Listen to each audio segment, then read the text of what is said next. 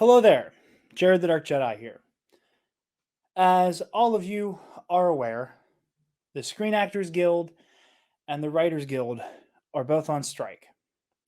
And after some consideration, it has been determined that review content, like what is mostly predominantly makes up a lot of what we produce, is still going to be not considered crossing the picket line. It is still encouraged by the Screen Actors Guild, who established new terms additional to what was being asked to be complied with the WGA.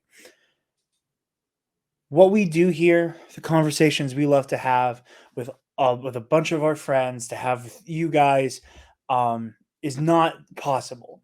The stories we love to talk about, the stories that we love, do not get made without the blood, sweat, tears, creativity, and brilliance of the writers and actors. And currently, the studios who produce the things we love are working these writers and actors to death, not compensating them appropriately, and are trying to replace them with AI.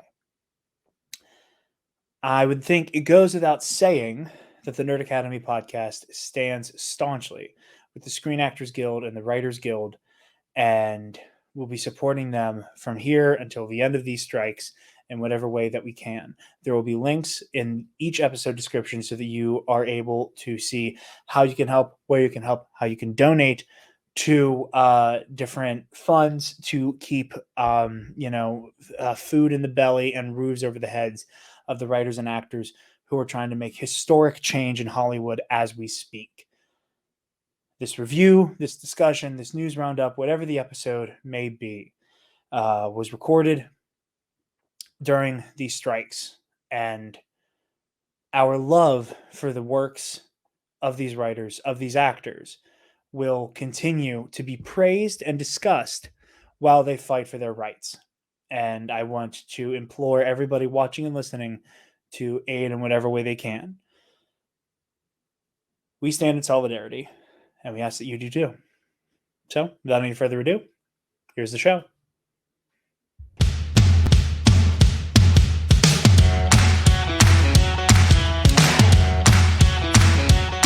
The Nerd Academy podcast is released weekly at 12 p.m. Eastern Standard Time, available on our website at www.thenerdacademypodcast.com and wherever you listen to podcasts. You can find the Nerd Academy podcast on Facebook, Twitter, Instagram, and YouTube. You can also help support the show by going to patreon.com/The Nerd Academy podcast, where every donation allows us to bring you more exciting content every week.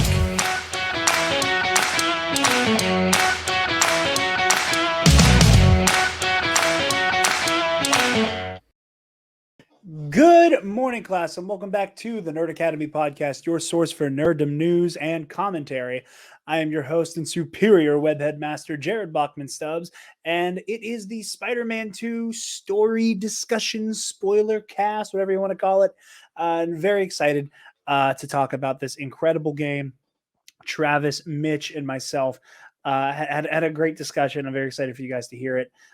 Before I throw to that conversation or to Sunday's Bloody Mary, I do want to make one thing abundantly clear, something I bring up at the end of the episode, but I just want to make sure it is mentioned up top as well. SAG-AFTRA and the AMPTP are going back into what could potentially be the final bout of negotiations in the year of 2023. If these negotiations fall apart again at the hands of the AMPTP and their inability to acquiesce in any way, shape, or form to the reasonable demands of SAG-AFTRA, we're not going to have any negotiations again until January of 2024, condemning the output of TV and movies to having nothing new to show until the very earliest fall of next year. If that happens, remember that it is fully on the shoulders of the AMPTP and their absurdly, grievously greedy behavior. I ask you guys to, if you are able to, donate to the Entertainment Community Fund. that will help support these artists during their fight for their adequate compensation for the stories that they make that we love so very, very much. Again, especially if this strike has to last into the new year at the latest, at the earliest. I want to make sure all of those people are able to stay on strike and stay afloat. So again, go to the Entertainment Community Fund link in the description below, in the podcast description if you're listening. And yeah, please donate to them and keep the strikers striking if they have to be. But with that said, a quick word from our lovely friends at Sunday's Bloody Mary. You guys know the drill. Sunday's Bloody Mary has the most badass Bloody Mary accoutrement in the multiverse with their 3-time award-winning spicy Caesar mix, as well as their mild and traditional mixes. If the spice ain't for you, if you want to get your freak on and garnish that bad boy, you can use their also award-winning pickled dilly beans, okra, and asparagus, and also salt that rim if you're real freaky. So get on over to sundaysbloodymary.com to get the best Bloody Mary I've ever had. I am a former bartender. I make a mean Bloody Mary from scratch, and I like Sunday's Bloody Mary even more. So Sunday's Bloody Mary, use the description in the link below. That'll take you through our affiliate link, and then use code TNAP, TNAP at checkout and get 10% off your order and help out your favorite nerds while you do it. With all of that said, I hope you guys enjoy the conversation we had from Mitch from ComicBookCast about Marvel's Spider-Man 2. And it is time. We spent our good time beating around the bush on last week's episode, talking mostly gameplay and side missions and stuff. But it's time. We're gonna dive into the story this week.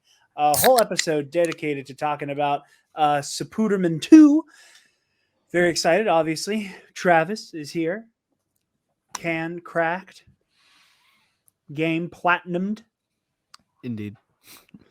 Oops. Oops. I've not platinumed it yet. I must confess. I've not fully put the icing on the cake yet.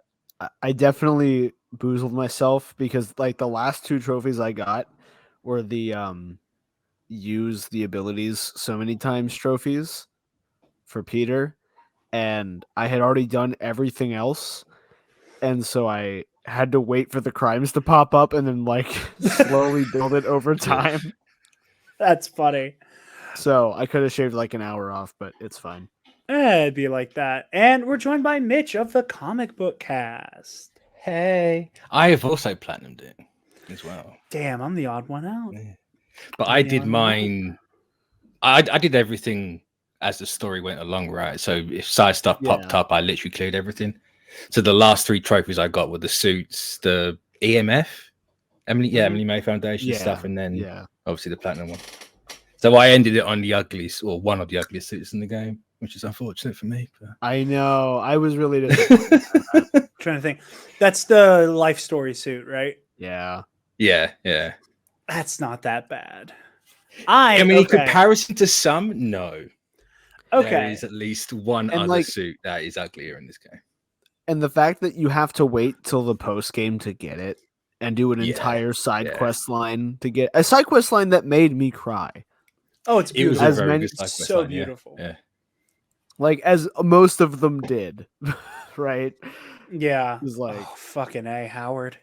Yeah, my whole TikTok feed is the flock is free. Dude, so yesterday, I guess everybody hit the Howard side quest at the same time. Yesterday, my entire TikTok feed. There's a little bit of background on my end. The past 2 or 3 days, this is why that latest episode of the Versus series hasn't come out yet. The Darth Crate versus Darth Sidious. I have been bedridden for the past few days. I have been violently fucking ill, and it's why I'm still drinking Gatorade. Just get 19 inches. It solves all the worst problems. Yeah, I just need 19 inches, and then I'll listen. I think I had my own Venom arc with this guy at the confrontations. I think that was enough for me. You want to destroy us? Scotty hammering the fucking cookie jar. No, but I didn't get to play for like a whole day, and I look at TikTok, or 2 days really, and I look at TikTok and everything's just like, oh fuck Howard, oh fuck Howard, oh fuck Howard. And I'm like, what the fuck happened with Howard? So yesterday, when I'm finally feeling like I can, be vertical for more than an hour, I pick it up, I go right to Howard, and I'm flying the pigeons through, and I'm doing my thing, and I'm like, man, nothing bad has happened yet. I'm like, is it like it's so sad to say goodbye to Howard? Like, does he leave on the ferry? Does he leave on the ferry? Does he leave on the ferry and leave you a note? No, fuck you, Mitch. But I'm like, does he like leave, and then he leaves a note behind, and it's like oh man, Howard, no, and then I fucking come back, and on my approach, I see the fucking ambulance, and I'm like, oh my god. I didn't even that when I saw the ambulance, I didn't want to believe. I'm like, oh, they took him to the hospital. They're taking him to the hospital. Yeah, but he's still alive. And then they were like, take all the time you need. And it just kind of all hit at once. Man, Howard being gone, there needs Is that a Miles specific mission? No, you can do it as Peter. I chose to do it as Peter because he knew Peter the longest. So I was like, well, if we're saying goodbye to Howard in any way, shape, or form, I'd like to do that as Peter. Yeah. I didn't really switch that much in this. It was only really when the game told you to that I actually switched. So I did that as Miles. I did a huge chunk of side stuff as Miles because the game had already switched me. So like I just kept doing stuff like I talked about before with like hunting down tech crates and the Prowler stuff, which obviously you have to do as Miles. Yeah. Well, Miles has 2 side mission lines, and Peter only really, Peter has 2, but one of them is significantly more limited because like the flame missions, there's only 3 or 4 of them versus like the collectible side missions. Peter only has 1 and Miles has 2 with the EMF stuff. Yeah. Plus Brooklyn Heights stuff. Yeah, that's right. I I finished the Brooklyn Vision stuff last night as well. Glad they got the flag right on the suit. Yeah, at least it was right on the suit. Yeah. That shit is sincerely, it is fixed now. It's just funny. Today that patch was added. Today at time of record. Listen, that shit's fucking like not funny in like a diminutive way to the people who are like sincerely. No, but it's the fact that they've got the flag everywhere else, and then the one in his apartment isn't. How did you fuck up this one? Like, there's so many. What are you? Probably a poor colorblind intern. It's like, I'm sorry, guys. I know. Tired that day. The gray was slightly lighter than one. The other. It was just that one flag, man. Come on. Okay, so real quick, this is going to be a little bit of a meta conversation because I know some CBC people are going to be tuning in for this one. Based on the Facebook group, Travis and I had this conversation a little bit. How I keep seeing. You can't talk about the suit by chance? Huh? You talking about the suit? Which suit is everybody saying is so fucking hideous and ugly? Obviously, the one Miles has at the end. The ugliest thing in existence. You're on crack. No, I'm sorry. You two, that is right? the best Miles Morales suit of all time. No, absolutely. That is superior Spider-Man levels of fucking epic. No, it is all of you. Just it is the definition of over design. It's so cool. No, it's literally so cool. Graphic design is my passion in the mid 2000s on DeviantArt. It is horrendous. Okay. And the fact that you two are the only people I have seen say anything remotely good about it. Like, I was talking to a friend of mine. A friend of mine was like, so I haven't played it yet. Like, he doesn't have PS5 yet. He's getting one for Christmas. And he's like, does Miles get a new suit? And I'm like, yeah. And he's like, okay, I saw it. I don't like it. I don't like how colorful, blah, blah, blah. And he's talking about it. And I realized he was talking about one of the color swaps. The one, like the rainbowy color swap. Yeah. And I was like, I will say the colorways are horrendous. Like, I think the black one's good. I like the black one. You had the black one with the red spider like going around. I think is the best looking one. It looks too similar to the other one you got as like the pre-order thing for me. Oh yeah, like the other one where like the locks are popping out of the top. Like super clever design choice. I wish you had an option to put the hood up, but I like that it's there. I like the blue. I think it's really cool to give him that shock of blue. I use shock literally because it's like the electric blue. I just think that suit is incredibly unique. I love it. Unique is a I word. love it. Maybe I'll walk out of here tomorrow and you never see me again. That's really what I want to do. My only complaint with it is how it's introduced, because there's no it comes out of nowhere. It's like, Yeah. cool, I've got 10 minutes to get to Peter or something, and hey, I've made a new suit. Like, okay, cool. I wish that like throughout the game when you show up at Miles that you could see that like there was like stuff for a new suit in his room. And that he was like clearly like working on something, or if he even mentioned like, yeah, man, I'm working on a new suit. I'm excited for you to see it. Peter's like, yeah, cool, bro. I can't wait to do it. Like if there's a little dialogue there. Just like, hey, look, Adidas paid me to have this suit, so I'm going to wear it. No. Hey, man, that shit fire though. The fucking suit with the Ultra Boost, the Ultra Boost, and the suit. Oh man, that shit's devious. That shit's devious. It's devious, yeah. No, but you're setting them up. You can't. Yeah. You know don't take his side, Travis. I'm not agreeing who with do him. you work for? You are making it very. But no, because I kept seeing like everybody's like, oh, like that suit at the end of the game, that suit you get at the end of the game, and all I knew about was that there was an anti-venom suit. So I keep I saw brief glimpses of it, and I'm like, it's not that bad. It's not my favorite suit, but like, there's certainly been worse, you know. And I'm like, I was like, I don't know, maybe it'll look like worse in the game or whatever. And then I see that when we first shows up in the suit, and I'm like, is this the one they're talking about? And I was like convinced. I was like, no, it has to be the anti-venom suit. There's no way everybody ubiquitously hates this masterpiece. No, it's ugly as fuck. You're on crack. I don't know what kind of crack they I wish I was. I might like it, but no, I'm not. So well, okay. Well, we have your take on that. I will say, just to kind of circle back, Mitch, it sounds like you alluded to having watched our previous episode, for saying that we're the only people who have said nice things about Miles' new suit. Yeah. You're all wrong. You're all wrong. No. Literally, I've not seen a single person. No. You've seen two. You've seen apart two. From, yeah. At this point, I'm debating whether to actually say to people with that opinion, no, it's that bad of a suit. I'm sorry. I alluded to. I just wanted to bring it up before I forget that I said I'd bring it up here. How there was only one instance in the game where I think people are being kind of obtuse and stupid for the sake of symbiote story. Travis, I talked about it off air. I just wanted to bring it up here just so it was on the record now that we're doing like a full spoiler conversation. And this episode will be marked as such. MJ's article. I hate that decision. I think that MJ publishing it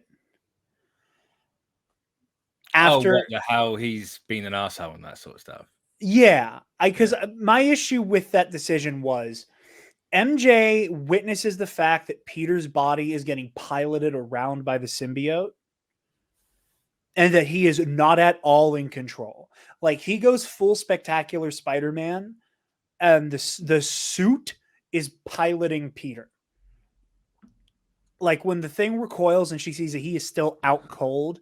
And again, not to cape for Peter's otherwise shitty behavior while he's under the influence of the symbiote, but like the one moment of lucidity that he has in that moment, he tells her to run.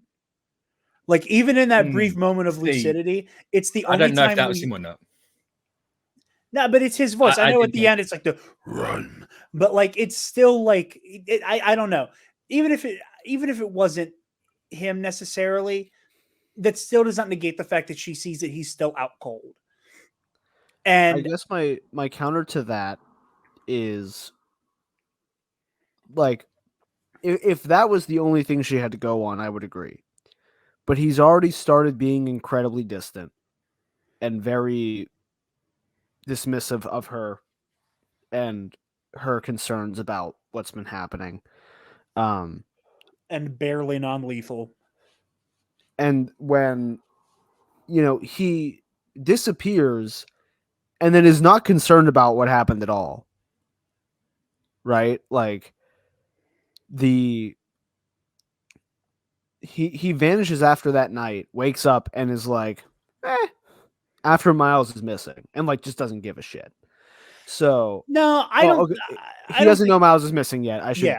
Yeah. I just remember that. But like, still, like things are going haywire, and they can't get a hold of him. And when they do, he's like, And I know that like it's published before they get a hold of him, but the fact that they can't get a hold of him is like, come on, man. Wait, like, pick yourself up. You got to understand something's wrong. Yeah, I mean, again, my retort to that is that they can't get a hold of him because he's passed out on a fucking park bench. Like, he wakes up with no recollection of that night. He even says, like, how the hell did I end up on a park bench? And like, he's chipper, and again, I don't want to undercut the other shitty behavior, but like, he does not turn hostile towards them until he's like, oh shit, MJ's article got published, and then he reads it, which again is not justification for what he does, but like, he then goes into his meeting with Harry already half cocked and pissed off, and then MJ just kind of walks through the door. And I think, and it's the way that scene is used as a framing device to fuck him off.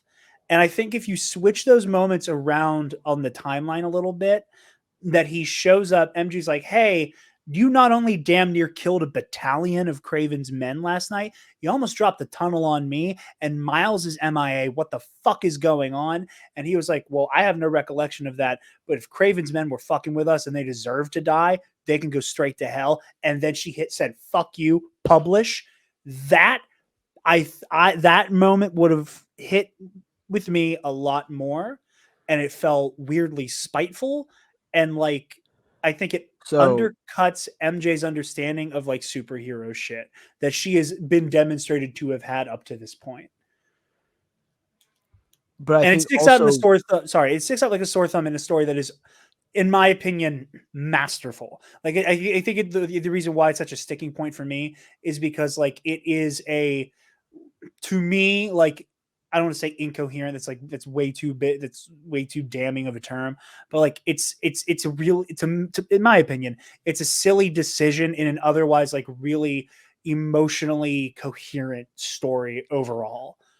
And I think part of the point of the emotions, because she is Jonah as well, right? Because she has to get this article out, otherwise she is fired. Then that's true, yeah.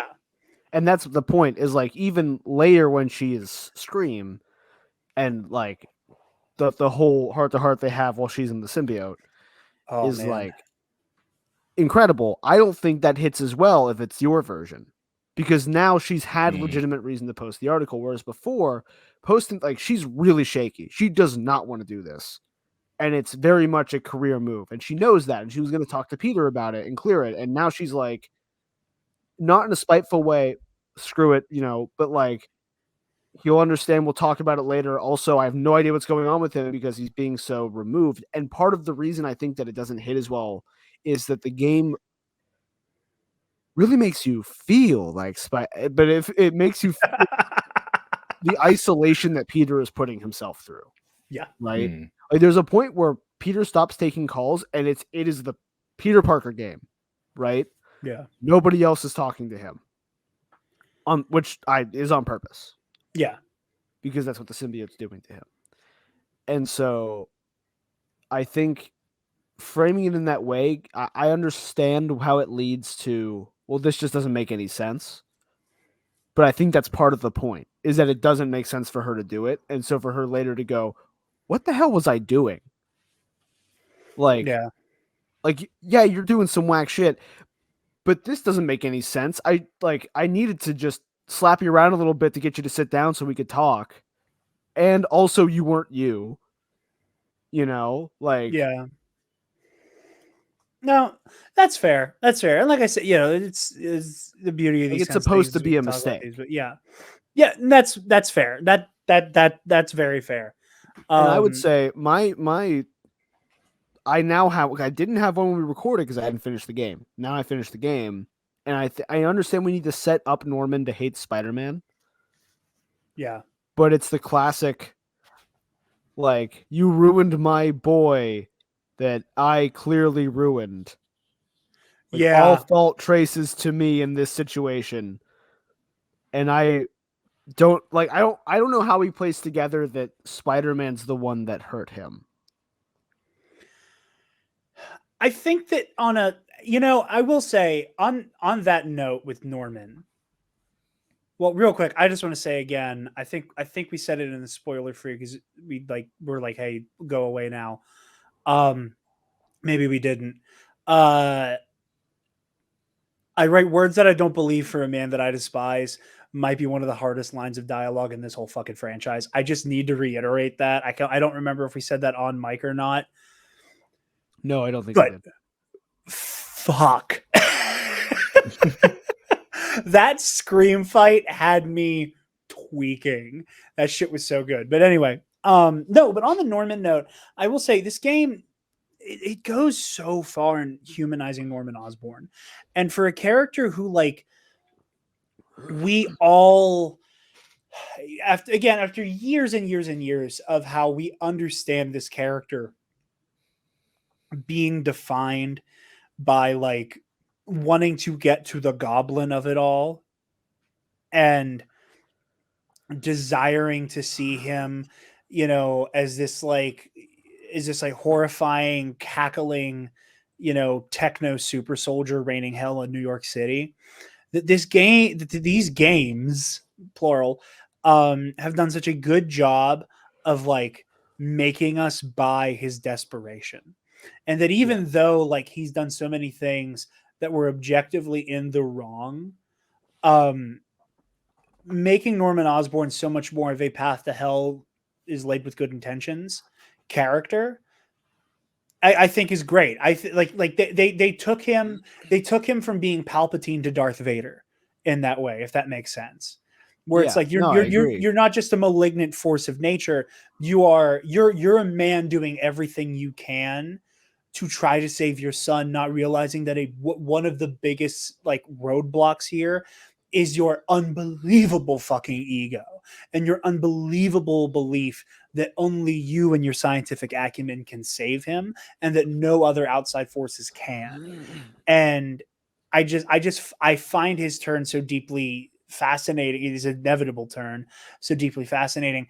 And part of that is in the way that when he sees Harry on that gurney coming out of the EMF, that, like, he has, to me, as like, we as the player understand, like, no, the Spider-Man actually just saved him. He was dead and is no longer dead.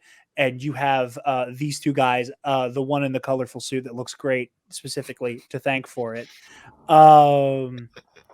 Incorrect. I'll fucking mute you. Go on, do it. I dare you. Do it. I dare you. But anyway, okay, I'm gonna unmute him because I feel bad because he's up late.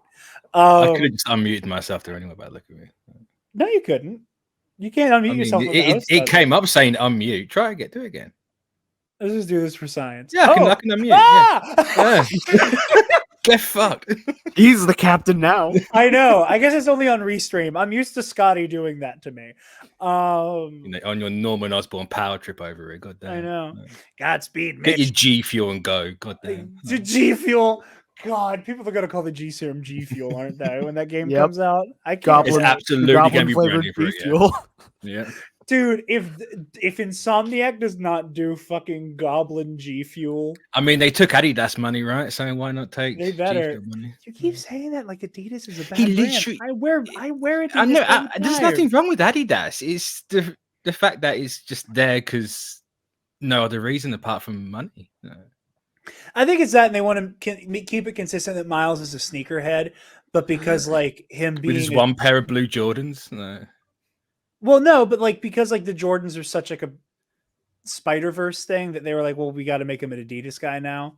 Yeah. So that he's got like the supers and he's got the fucking ultra boost. But anyway, with Norman, again, as wrong as he is for how he, appraises the situation, I think there is something deeply human and parental about his rage. Because like I think at that point in time, like all he sees is his kid in a gurney, like 70% dead.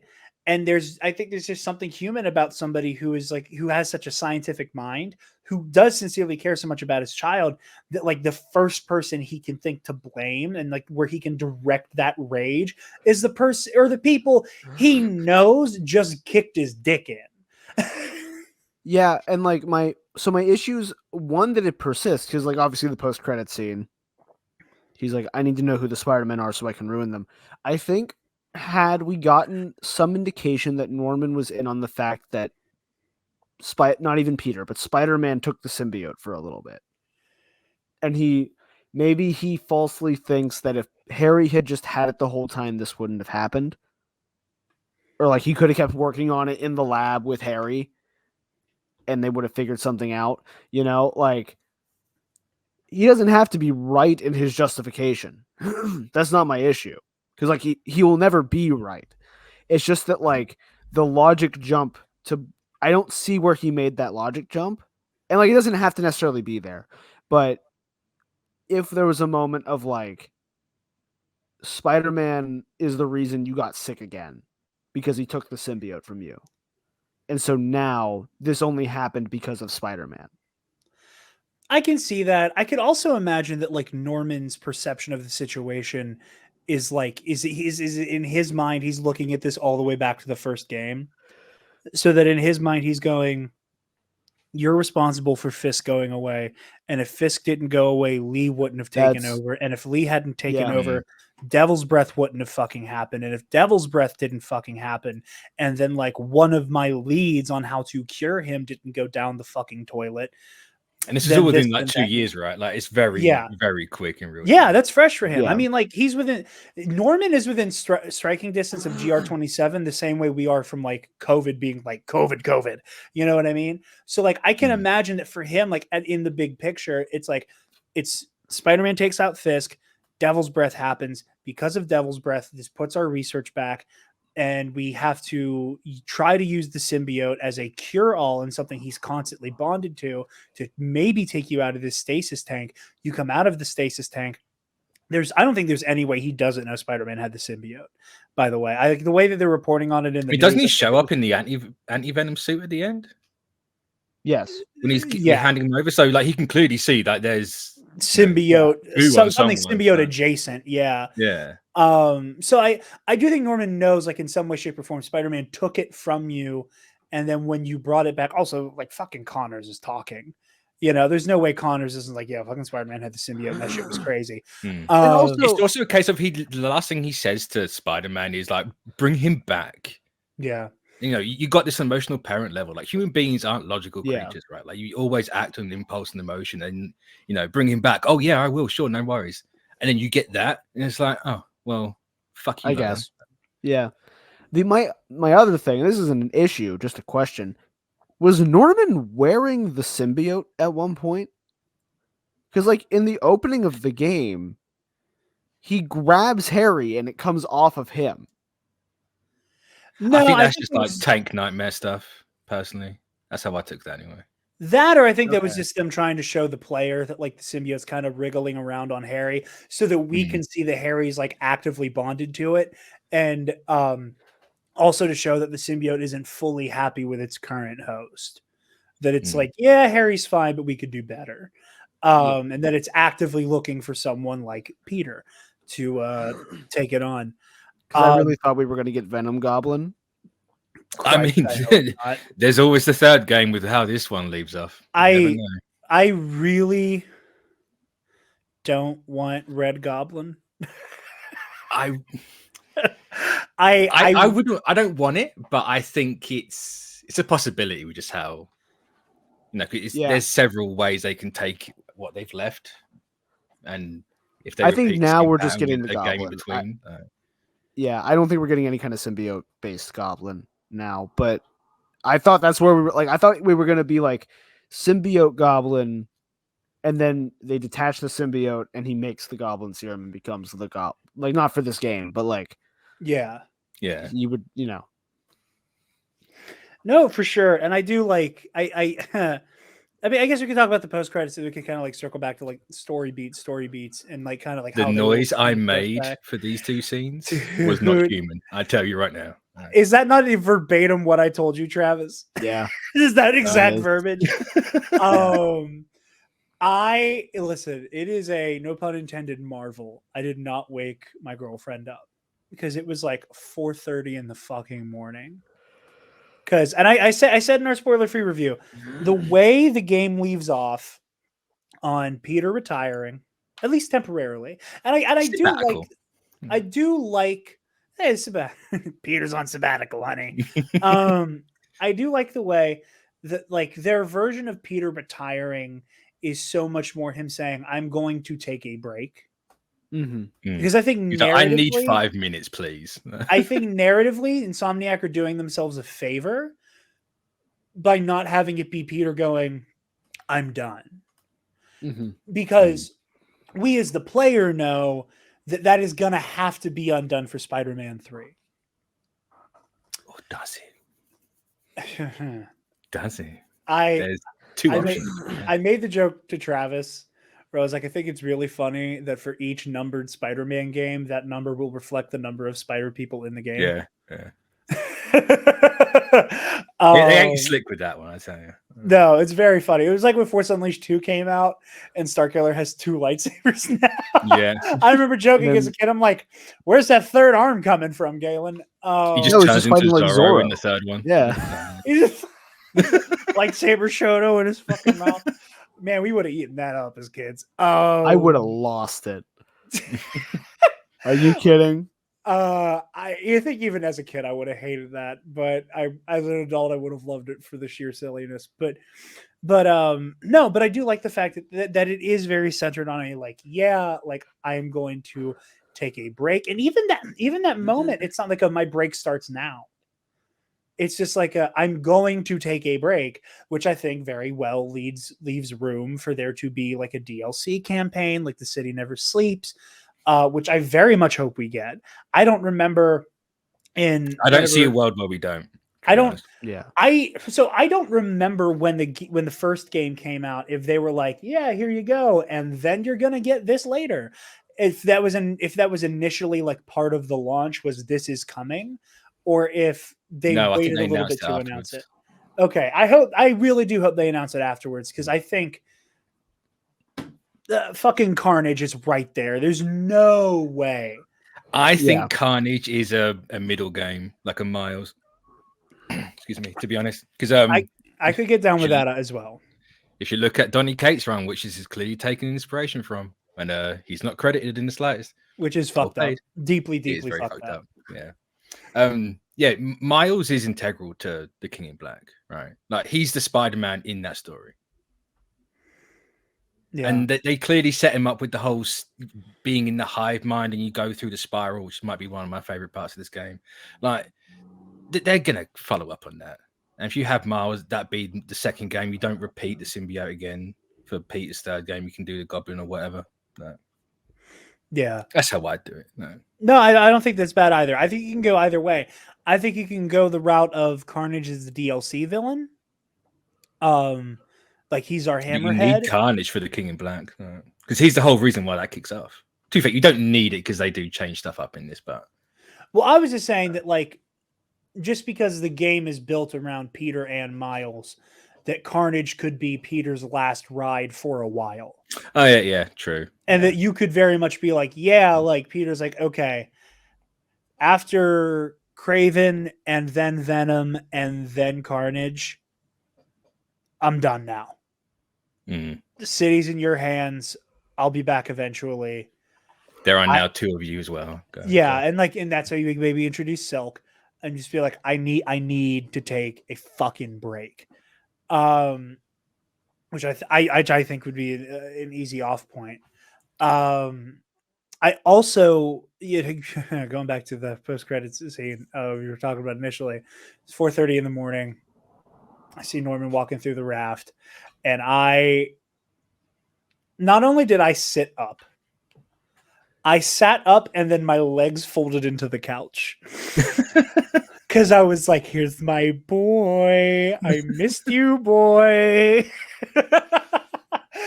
And they're jawing at each other. And again, it's such a great beat where Otto's like, I'm not telling you shit, asshole. Which again, what I love about the Otto we get in this universe is that you can never quite tell where his head's at. You can never quite tell where his head's at. You know, like how much of what he's doing in the first game is the arms? Is it him? Is it a little bit of both? You know, is he not telling Norman because despite everything that happened, he cares about Peter at the end of the day and he's not going to sell him out? Or is it just despite Norman? Or is it a bit of both? You can't fucking tell. And I love that about his characterization. Is the answer. Is that I want it to be a bit of both. I want him to be like, I'm not going to sell this kid out, and it makes me happy that by not doing that, I get to fuck you because I hate you, you ginger bitch. I love that shit so much.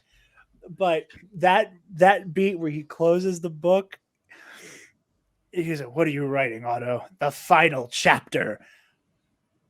I think this is here's the final chapter. 4:30 in the morning this past weekend. I just go, ah! That is the exact noise I made.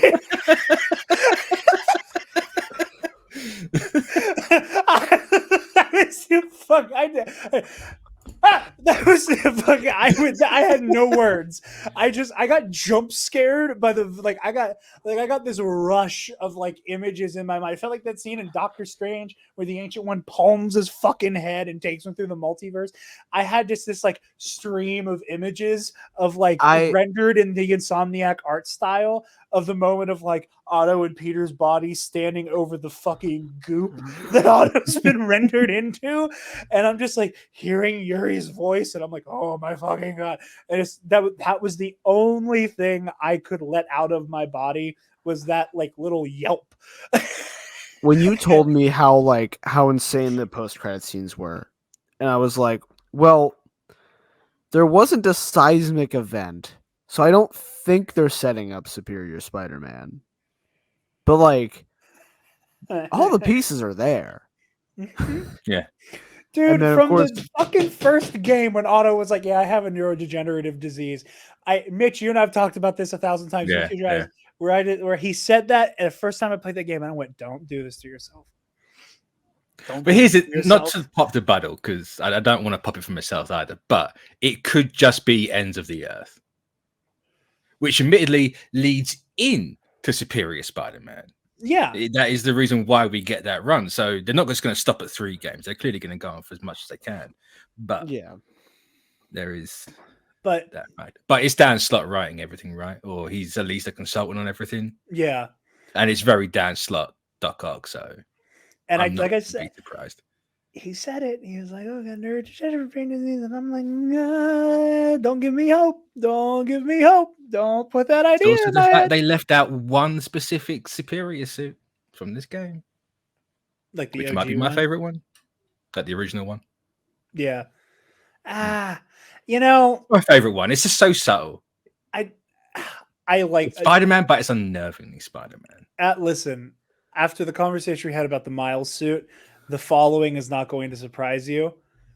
It's too tame for me. I can see that. I love how over the top Otto's actual spider suit is, like with the fucking claws and like the inverted webbing. I mean, he has the claws on the first one. Yeah, but they're more pronounced on the black and red suit. But no, he said that shit, man. I realize. So isn't it Ends of the Earth how we get Silk in the comics? I can't remember. I know it's roughly the same time. No, Silk is post Superior. Is she post Superior? He finds Cindy after he gets his mind back. Okay. Because he's juggling the whole, hey guys, sorry I was an asshole for like a year. That was Dr. Octopus. Crazy, right? and then he cannot pry himself off of Cindy. Sorry about that. While Oh, he's doing pheromones. that. Cool. Yeah, Peter's just like, hey guys, I'm really sorry about everything that happened with Otto. That was a little crass. I apologize. Not inaccurate. I'm not wrong, but that was a little raunchier for me. He's out of line, but he's right. Well, I know. I wanted to tweet about the post-credit scene. I wanted to, but I realized that if I tweeted about losing my mind about the post-credit scene, it would literally ruin it for everyone. That would inherently spoil it. Yeah. Well, and again, the fact that you didn't I didn't get any when you were, because we talked about it sitting down recording, afterwards you were like, post-credit scenes are nuts, go have fun. After I gave you a good scare about the final mission's runtime. Yeah, it took me 40 minutes. Lexi had to talk me out of doing the last EMF because it was the only side quest thing I still had left. And I was like, it was 2 a.m. I had an 8 a.m. class. And I was like, but it's right there. And she's like, go to bed. Fucking bed. But this is the immersion for Spider-Man, right? They get it right. No sleep. Yeah. Travis has a redhead begging him to fucking stop. No, but because here's the thing, and it filled my heart so much. It was as a content creator or whatever, I can count on one hand the amount of moments that made me feel as seen and appreciated as I did the day the new Superior Spider-Man series got announced. Because I was at Fan Expo Philly. It was the day I got to meet Dan Slott and shake his hand and cried about it in the car. That's not a joke. I met Darth Vader and Dan Slott on the same day, and I cried about one of those motherfuckers, and it's not the one you thought it was. But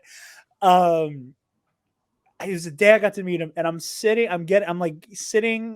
about to watch the Daredevil panel they were doing with D'Onofrio and Charlie Cox, and then right before it started, the Superior Spider-Man story gets announced, and I am flooded with notifications the moment the story breaks. I got messages and tags on Twitter. I got messages and tags on Facebook. People sending it to me on fucking Instagram. And I just felt so it made my heart happy that everybody's like, oh, hey, it's the guy who won't shut up about Superior Spider-Man. They're doing it. There's more. And it filled my heart with so much joy. And I typed something up where I was like, it was like, holy fucking fuck balls, Spider-Man post-credit scene. And I was like, if I tweet this, they will know that there's something to do with Dr. Octopus. And if I'm tweeting at a minimum, it's something to do with Otto. And I don't want to spoil his cameo. And at most, people will go, there is tangible evidence of Superior Spider-Man.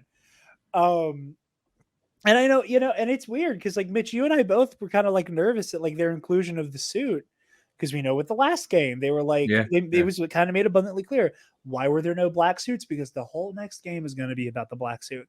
Now, my hope, my prayer is that we will have at least a game between some type of auto takeover that they felt safe putting the Superior Spider-Man suit in the game.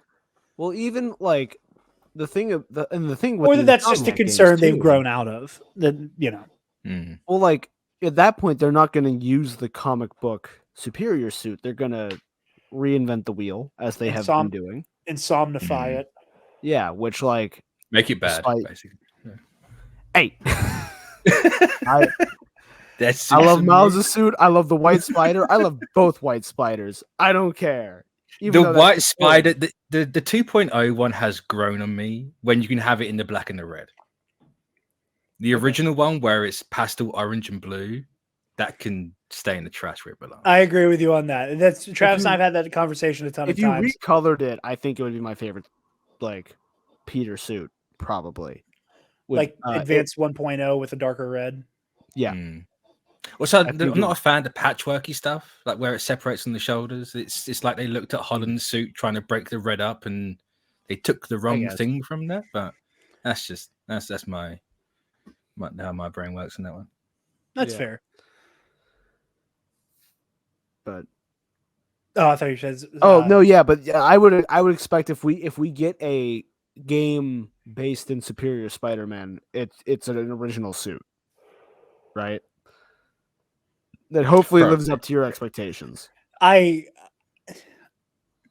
see, you said that, and I had to fight every impulse I have talked about being deeply toxic for my entire online career.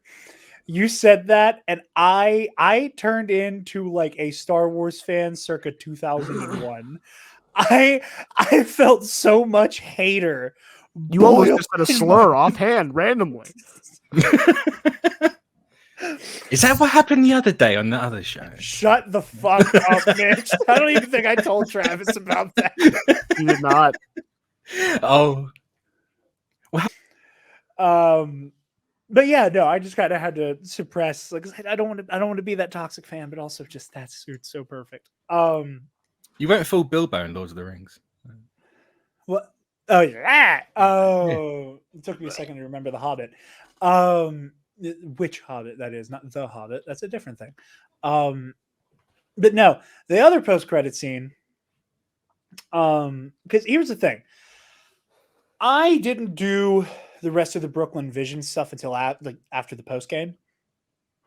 So I thought the way they were setting up the Mr. Atlas thing with like the scholarship Miles is trying to get, I never processed, or let me rephrase that. I was processing the fact that it keeps coming up as unknown caller and they're not showing us this guy's face.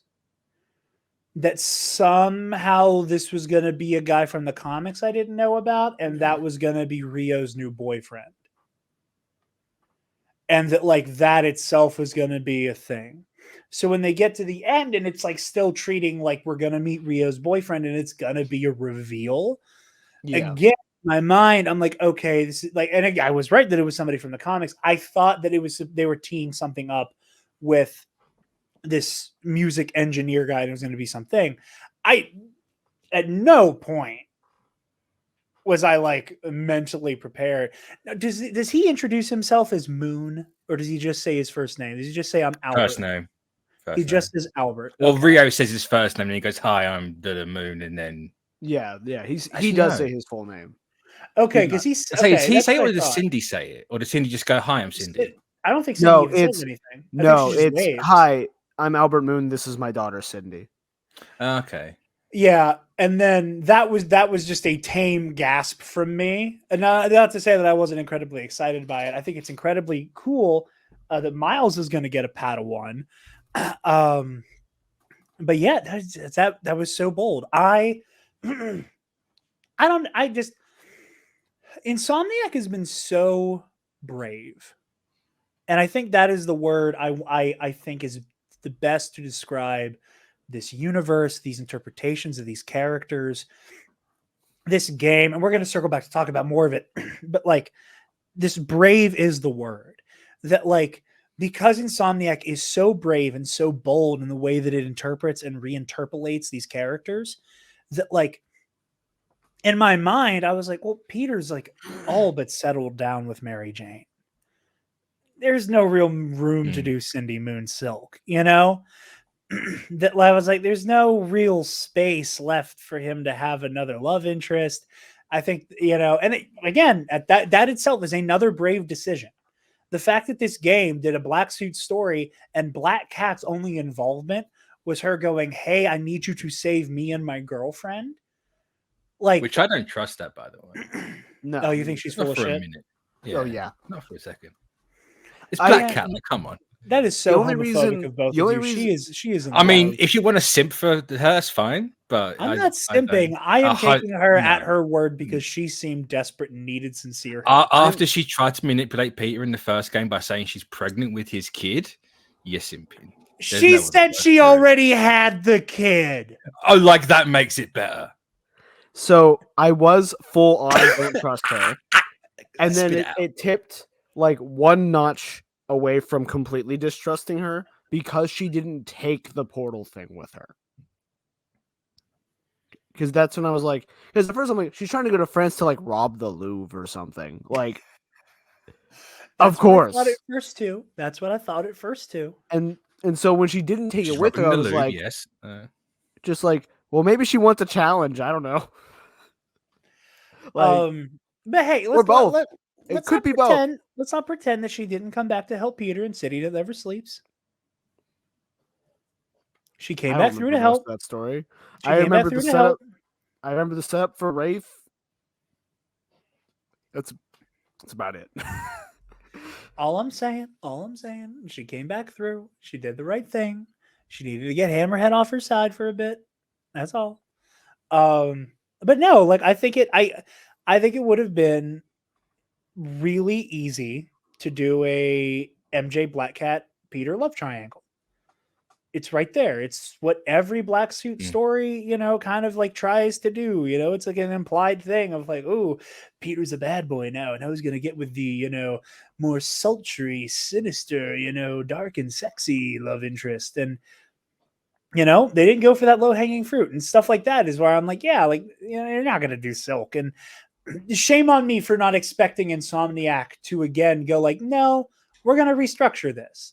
And again, like that whole, like the whole thing we made a joke about earlier with the, the whole pheromone thing and, like Peter and Cindy just being on top of each other. Like that's off the board for Miles and Cindy, like just something that like is one of those, like comes right to mind about that character is like the weird pheromone, like, I don't want to be as into you as my body is making me. And this is bullshit. And that's going to take a different direction. Like, I think that's an incredibly brave move that is just kind of like bucking Spider-Man tradition in many ways. And, circling back to the Brave stuff, like fucking 70% of Peter's existing rogues gallery is dead. Yeah. And off screen. How dead some of them stay, we'll see. Like Vulture. Have you seen that Out of Bounds room? Yeah, Rhino too.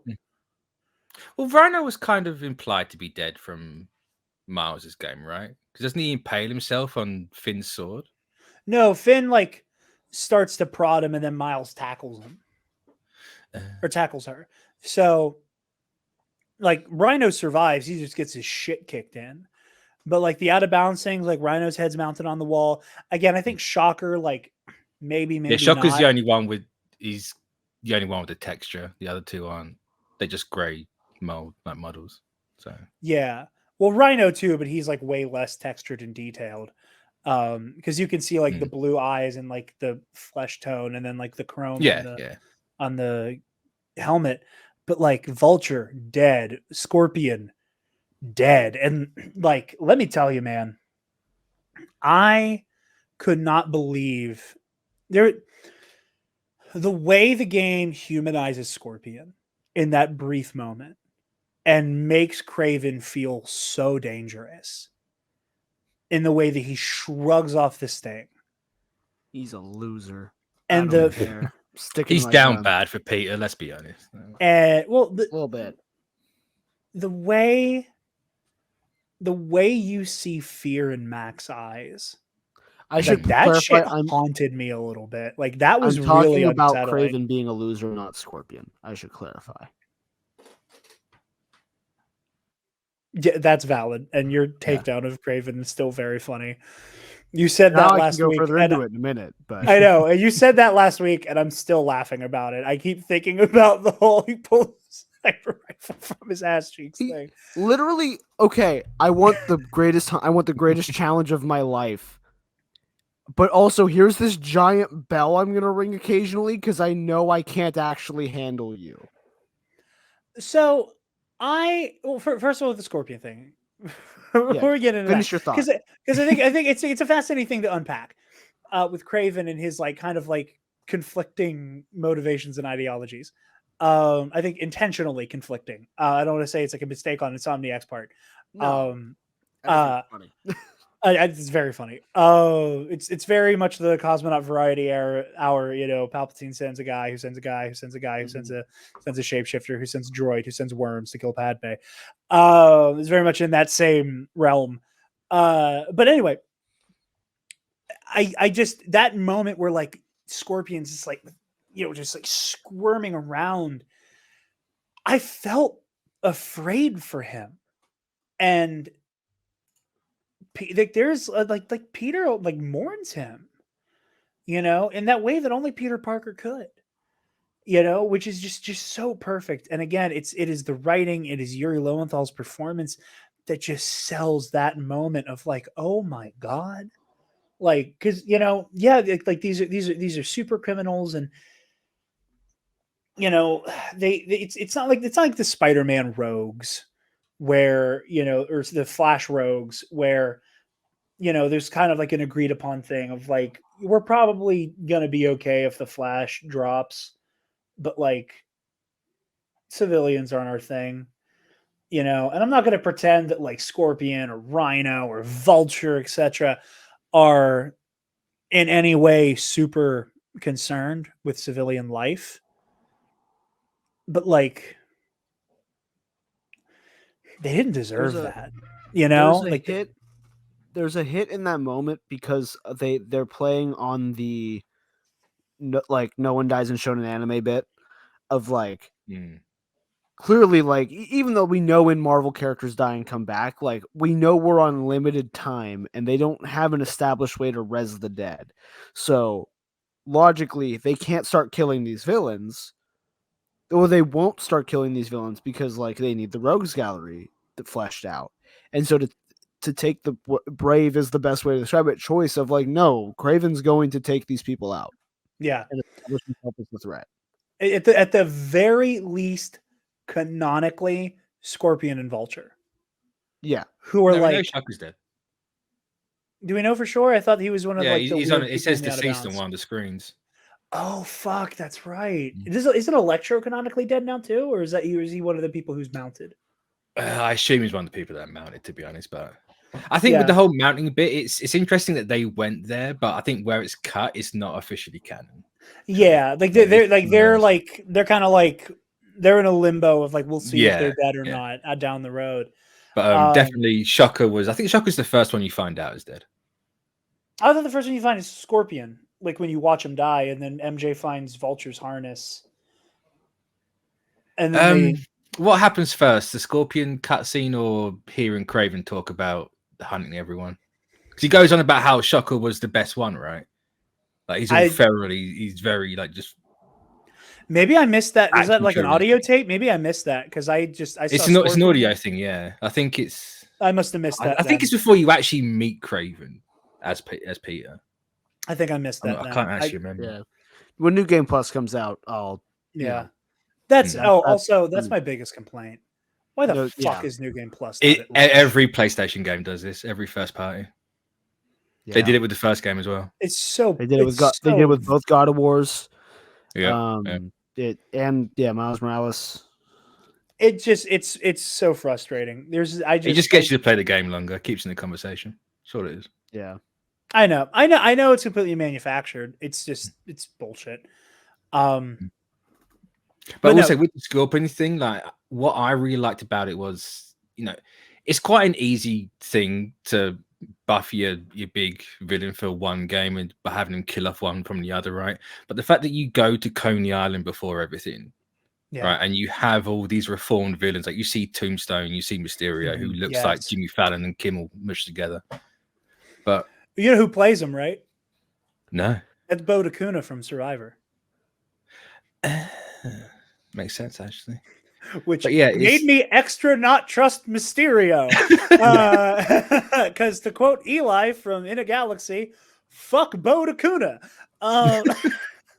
Why'd you make me kill you, Bode? I didn't want to do that shit. Oh, but anyway. But yeah, you have this whole bit with them being reformed. Yeah. Which so you have the idea of, maybe this could happen with like a Scorpion or something. Like there isn't out for these guys. And then it's just like, and Lee. Yeah. And Lee gets it. Yeah. it just, and that's another big thing, you know, it's like with the brave decisions of like, this game thins out the rogues gallery so much, which I think is going to set the precedent for a potential Miles Morales 2 and an inevitable Spider-Man 3 of like, you know, very, I keep making Star Wars comparisons, but that very, you know, like the galaxy has seen an unprecedented era of peace. You know, there hasn't been like a galactic scale war in 1,000 years because, you know, there's the Sith wars, and then the Sith were defeated, and then, you know, it was a millennia of like, you know, skirmishes. You know, there were military conflicts. You have the Nile cropping up, but like, you know, there wasn't an inter solar system war until the Clone Wars, you know. And I feel like Spider-Man 3 is going to be like, yeah, the city is fucked up because of Green Goblin again. But yeah, it's the reform villains angle. I'm sorry, Travis. Mitch brought that up, and I don't want to lose that because I do think it's a very poignant thing to point out, is that like just the element of second chances, the way that Spider-Man moves away from like a lot of punitive stuff, and not that it was ever super there, but I do think it's really interesting that Insomniac kind of like heard and listened to the complaints about like the way that Spider-Man interacted with police in the first game. I think it's very interesting that you do not interact with the cops at all in this game. I think that is again, it's another brave move. And I think a lot of it, like, again, implies, if you look at it critically, shows Peter Parker did not trust the NYPD. He trusted Yuri Watanabe. Yeah. I didn't notice that, actually. But you're right. All you see are the like the medics, like the ambulances. Yeah, he's never in communication with the cops. Yeah. You see them show up and shit, and maybe Peter has like a brief word of like, "Hey, okay, I'm out." But like, there's never him like, you know, boop, hi, Captain, what's going on? Like, there's no communication with NYPD at all. Which again, I think that's a brave move. I haven't seen anybody talking about that. I've seen a lot of people talk about like, a lot of people, you know, use the Spider Cop bit against the first game. But I haven't seen anybody talk about the fact he does not work with New York City police at all. And I think it goes a long way to showing that, like, you know, yeah, like Tombstone is just, he's doing his best. Like, he's trying to be a good man, you know, and I think that's beautiful. And you see it with Mysterio. You see Mysterio's like resignation after like the Mysterium debacles, and the way that he's like, yeah, man, I'm just trying to do my own thing. And there's just this bittersweetness to him as he, you know, kind of teleports away. Like, that shit, that hurt. That hurt to see. What does he say? Isn't it something like, no one cares about Quentin Beck, but everyone will always see Mysterio as a villain? Yeah. Or something like that. Like, yeah. It's like, Spider-Man will always be a hero, Mysterio will always be a villain. And like, I like the fact that there was not like a, you know, again, there was an obvious decision, and then there was a decision that like a lot of people wouldn't have thought of. I don't say easy one, but like the obvious one could have been like, this whole experience like makes Quentin see no one's ever going to take him seriously as Quentin Beck. So Mysterio for life it is, I guess. That could have been right there. But instead they take this approach of it just being a very bittersweet ending for him. You know, same with Tombstone, same with Peter and Harry, you know, who just kind of follows him into battle. But like Peter, like making the conscious decision of like, I'm going to risk life and limb to save this man because he deserves saving, because everybody deserves saving, you know, the same way Peter mourns for Scorpion. And I wish we could have seen Peter have the realization. I mean, again, I missed the audio thing about Shocker. I've seen people saying Shocker is among the dead. I assumed he was in like the like unrendered mount. No, there's a weird thing with who's dead and who's alive, because they have Taskmaster on the map that at the start of the game, right? And then he's just not in this at all. Yeah, just as like someone who's like been known to be in New York that is like a potential target. Yeah, like you would have thought he would have gone with him. When you're Miles, after you've been captured and you're looking at all of the cells, Shocker has a cell that is vacated. Okay. Like one of them has his face on the panel as like designated for Shocker. So I assumed he was dead based off of that. It might even have the word deceased on it. I'm not sure. I know Vultures has one that says deceased. Yeah, because And like, there's a prominent moment of like MJ recognizing. Yeah, and I knew Vulture that. I knew that one from from MJ going like, "Holy fuck, that's Toombs' harness." But anyway, Travis, your extended Kraven takedown. Dude, listen again, because like the bell, like when they're in the church, I don't fault him for the bell thing because like he notices it and is like, "This is my avenue to not die here." Right, because like, I understand the like, yeah, he wants to die, but he's not going to cheapo it out. Like he wants it to be earned, but like setting up the fight and just taking the bell from the church and placing it in the yard where you plan to have the fight. Does he use a bell of sound against Venom in Times Square? No, he doesn't. And that's this is my thing. I think he's testing. He's well. I say I think he's testing the symbiote suit, right, in that fight with the bell. That's why he keeps ringing it. He's like, let's see how far you can go with this thing. And that's the thing. Like, I think it is funny that the fight with Venom is the only one where I would even consider it like a fair fight in the sense that he isn't going in with setup, because like it's like you challenge someone at school to a fight, like, "Oh, meet me behind the gym at 3:02," but you've planted weapons around the place they don't know about. Yeah, you come around the back and they're just in a full suit of armor. Yeah, like they start kicking your ass, but you know if I reach around this rock, there's a billy club there for me to start beating them with, you know? When Spider-Man inevitably starts kicking my ass, I know the bell's right there. So my retort to that, and I'm glad I have it on the mind. I've recently started watching the Saw movies for the first time. And my girlfriend and I got into a debate when we were watching the first. I think we've seen the third one. I think we have the fourth one next. That the issue that she takes with Jigsaw and his elaborate traps. Now, spoilers for this decades-old horror franchise. A lot of the unfair traps that she's angry with are Jigsaw's like fucking extra crazy acolyte, and that the whole point is that she's making unwinnable traps. But before we knew that, the conversation we were having was, how does he keep building these traps that literally nobody could survive and then blame them for losing?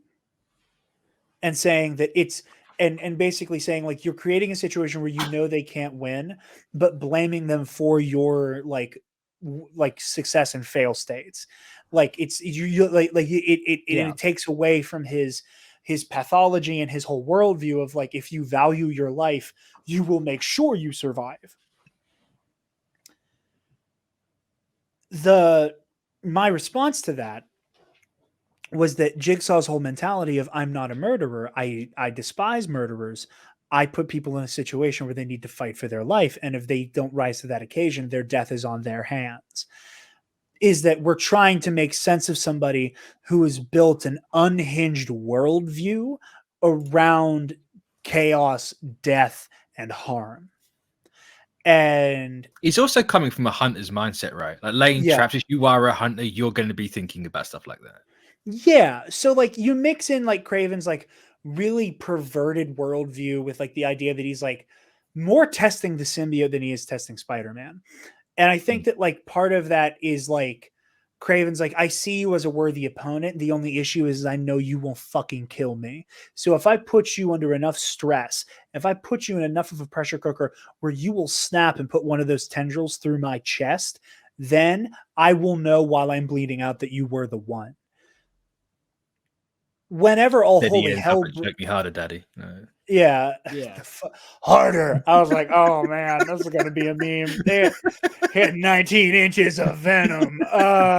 He got the hot toys. He went the full 21. Yeah. But you know, when I think when Kraven I'm assuming he sees on the news like the fucking just mayhem at Oscorp. I think there's a moment where he goes, "Oh yeah, this is not going to be a question of will you kill me." You know, because I think that was this weird give and take, is that with Vulture, with Shocker, with Scorpion, it's like, I know you're willing to kill me. It's, are you able to stand up to me? Do you have the acumen as a warrior, as a hunter, as a predator to accomplish the kill? And the answer was no. Despite them being arguably technologically more advanced, with Venom, he was like, oh no, this is a fucking monster. And if me, a hunter, is going to go down, it's going to be fighting a monster. Yeah, I get the traps thing. I'm willing to concede that point. I guess, and I understand the Spider-Man point. I understand that. My thing with the other ones is it very much feels like in that Scorpion cutscene, it feels like Scorpion has not fully comprehended the situation he's in. Like, he hasn't had the time to fully come to the realization of, I'm in a kill or be killed state right now, and this guy's serious.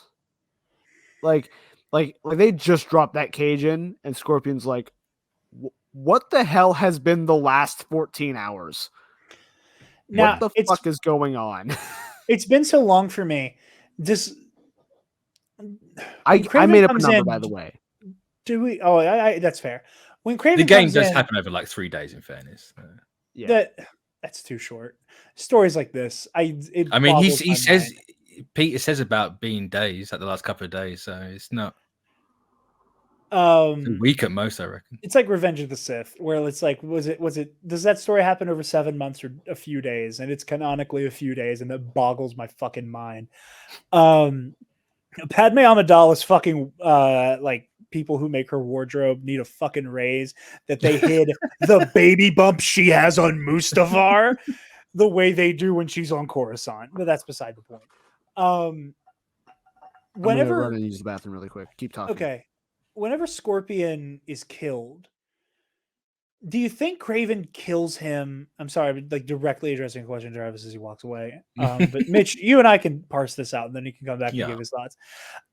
Does Kraven kill him because Scorpion went for the kill haphazardly, and Kraven was going to give him the Miles Lee treatment? Because once you get to Kraven's unhinged little fight club, that was the vibe I got retroactively. Was it Kraven was like, yeah, I'm going to throw you into this fighting pit, and you're going to fight a bunch of other jobbers, and if you prove yourself worthy, then I want to go one-on-one with you. Or was it he was just dropping in and Scorpion was just easy prey? Because after the fighting pit stuff, I got the vibe that what was happening was he came in to be to explain to Scorpion what was happening, and then Scorpion was like, no, fuck you, and tried to stab him in the heart with the stinger. And then Kraven was like, you're bitch made anyway, and then murders him. I think it is that, right? It's whether he's had his own fighting pit off screen, we just haven't seen it. I don't know.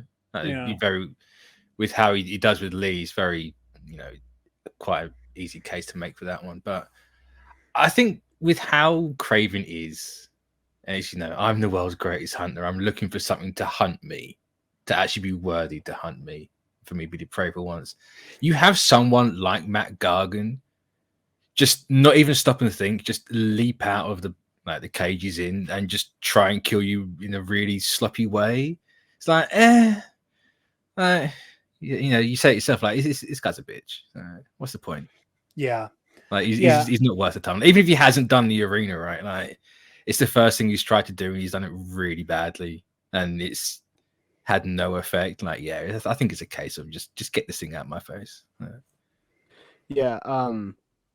The only thing I remember concretely is that they are not in the fight pit when that happens. I think. Yeah. And I say concretely, area.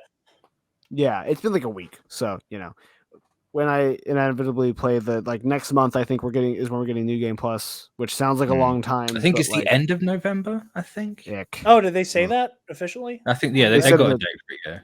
Yeah. Cool. So eventually when I hit New Game Plus and I see it again, I'll know more concretely how I feel about that. But yeah, I could definitely see that being the case of he just was like, no, I'm getting the hell out of here, throws the stinger out, and then Kraven's like, well, you tried, I guess. Yeah. And again, I think again it adds to Kraven's pathology there, where it's like, oh, you just proved how like profoundly unworthy you are Yeah. of this. I will say, on the by being whole, sloppy. I kind of I watched. I don't know if you watched Cosmonaut's video. You mentioned him earlier. I did, and he's on fucking crack. I love Cosmonaut Variety Hour. I'm sorry, weak characterization. I don't know what fucking game he played. I disagree with that point, respect but him so much. I think he's funny as hell. That boggled my mind. I cannot lie to you. Something he mentioned that he said, like, I heard this idea of this and I really like it, was setting up Kraven as like Mr. X style villain, where he he'll just kind of pop like, up and try to fuck you up, and you can only run. I kind of like the idea of that, and I kind of wish they had gone with that. That would have been dope. I wouldn't have minded like random Kraven encounters. But then like, again, obviously they would have been scripted. But, yeah, kind of Man-Bat style. But no, I mean, hey, if they try to do like a Man-Bat style, like here comes Kraven out of nowhere, and he tries to piece up Spider-Man, like baseline Spider-Man, and he whoops your ass. And then when you go to fight him in New Jersey at the zoo, and that's the moment where Peter's like, where I think that could have given like the fight, the brief like kind of back and forth that you have with Kraven, like make it a little bit more scary. That it's like you're going into that fight knowing that you can't beat him. But that changes the entire version of this Kraven, though, right? Yeah, because he's not going after Peter because he knows he's not going to kill him. The whole point at the start of the game when they're going for the villains is like, he doesn't want you. Like, even with Miles, you're the weaker one. Like, we don't care about either of you. It's these lot, the more ruthless ones that will kill you. We're after. So you'd have to change up at least this version of Kraven personally. Yeah, I think the only thing you really have to change is him being like, oh, like I heard you're like big man on the town, and it being more of like you're a fucking warm up. You know. No, I say you have to change it up. You could do it at a later point. Right, when Kraven decides he wants to go for Peter in the black suit, then you can have Kraven just randomly pop up in the place. Yeah, perhaps. Again, I don't think it's a bad idea, but like Mitch said, I do think it. I also personally really like the idea that Kraven spends so much of his plotting against Spider-Man just going like, okay, I see you, and that a lot of it is just that like game recognizes game until he's ready to like throw down for real, and. I don't know. I like that bit a lot as well. So, but yeah, no disrespect to Cosmonaut Variety Hour. I think I like Marcus a lot, but I fundamentally disagree with him. I think the characterization in this game is stellar, and that shocked me. That was his take. But hey, he's entitled to it, and like I said, he's one of my favorite YouTube channels. So. I'm not going to talk shit. With another element of the story I really appreciated was the. I'm trying to find the right words here. I liked the efficiency with Harry and Miles. Like, they did a lot with very little. Now, could I have stood to get a little bit more of them interacting? Yes. This is my biggest weakness against the game, to be honest. Okay, well then I'll let you talk your shit then. It's just you have this whole. It's very much towards the end where Harry starts going off about are you jealous and all this sort of stuff to Miles, and it's like You've interacted once prior to this point. You might have had, I think it was after the phone call where Harry's like, hey, do you need anything? He's like, I've got a guy for that, right? But they have no dynamic in this game. And Miles, for most of this game, is sidelined.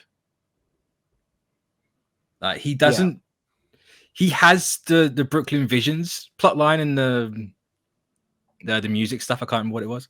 Like the museum, but that's about it. The rest of his stuff is I've got to write my essay and then let me kind of repeat my own solo game storyline a little bit. And then right at the end, he comes in, Harry's giving him all this. acting like they've had this dynamic between the two of them, like fighting over Peter's attention and whatnot. And so at the start of the game, when when Harry comes into it with the black suit, there is that little element there because Peter's not talking to Miles, but they don't really do anything between setting that up and then paying it off. I see that. For me, I hear the sidelining complaint about Miles. I do hear that. I do think that for me, it works as a narrative choice to demonstrate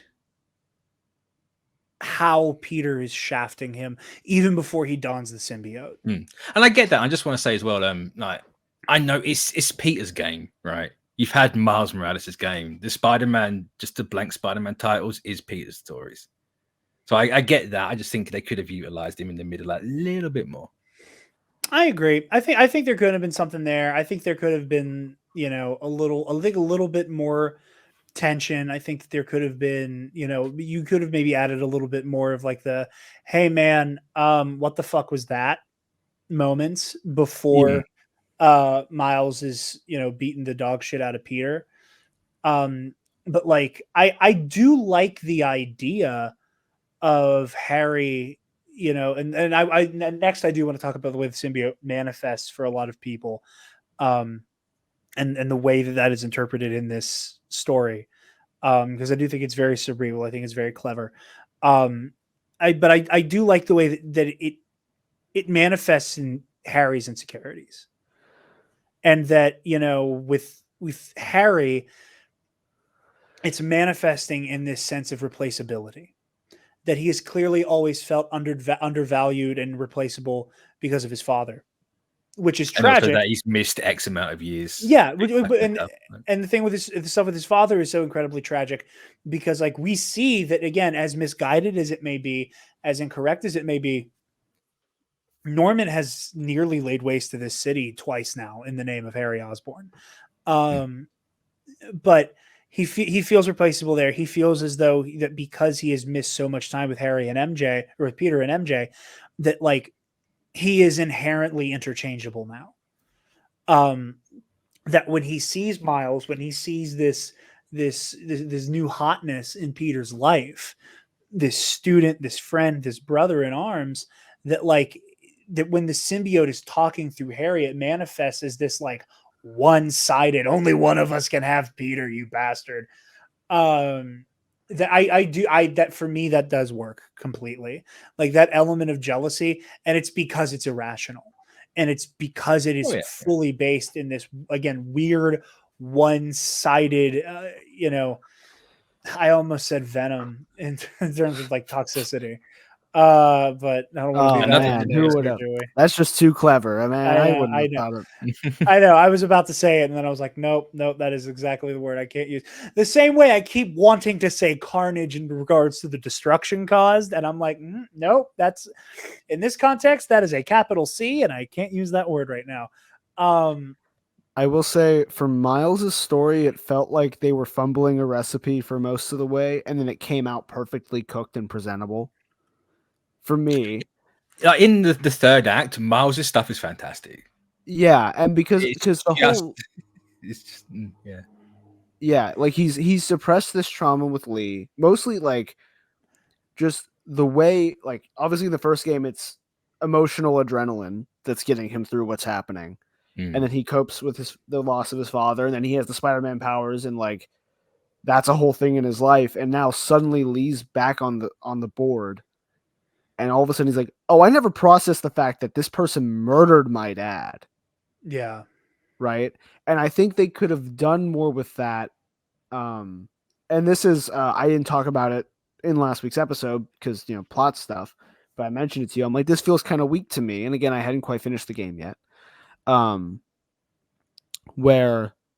think it feels weak because even though emotionally the setup is there, I had to rationalize it for myself, and it wasn't like presented to me in a palpable way of like, shit, I didn't quite process this.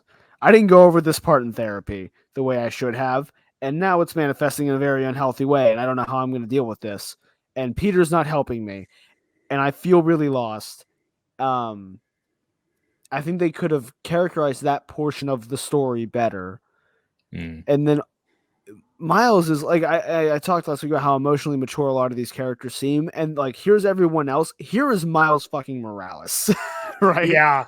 This Yeah. 17-year-old processes like the grief of losing his dad, the hatred towards his dad's murderer, the fact like he's willing to understand what was going on with Peter and why those things happened and not hold it against him. And again, Miles Morales is 17 years old. I could barely do that, and I'm 27. What the fuck? Like, you know? So like those moments of like Peter, like that, and the new suit thing again, they could have built it up a little better. And what he's doing, where like they leave City Hall, right? Because he puts it on after City Hall. Yeah. So he leaves City Hall feeling like No.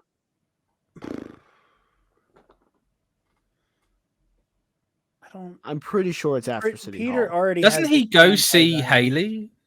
He goes to Haley and then straight to Peter, doesn't he? He goes to rescue Haley, and then he's already. And then in the he suit shows then. up with a new suit. Peter has the anti-venom when after City Hall, because that's when Lee gives it to him. Yeah. And then when Miles shows up, Peter makes Miles a is joke already about, there. do you have a new suit?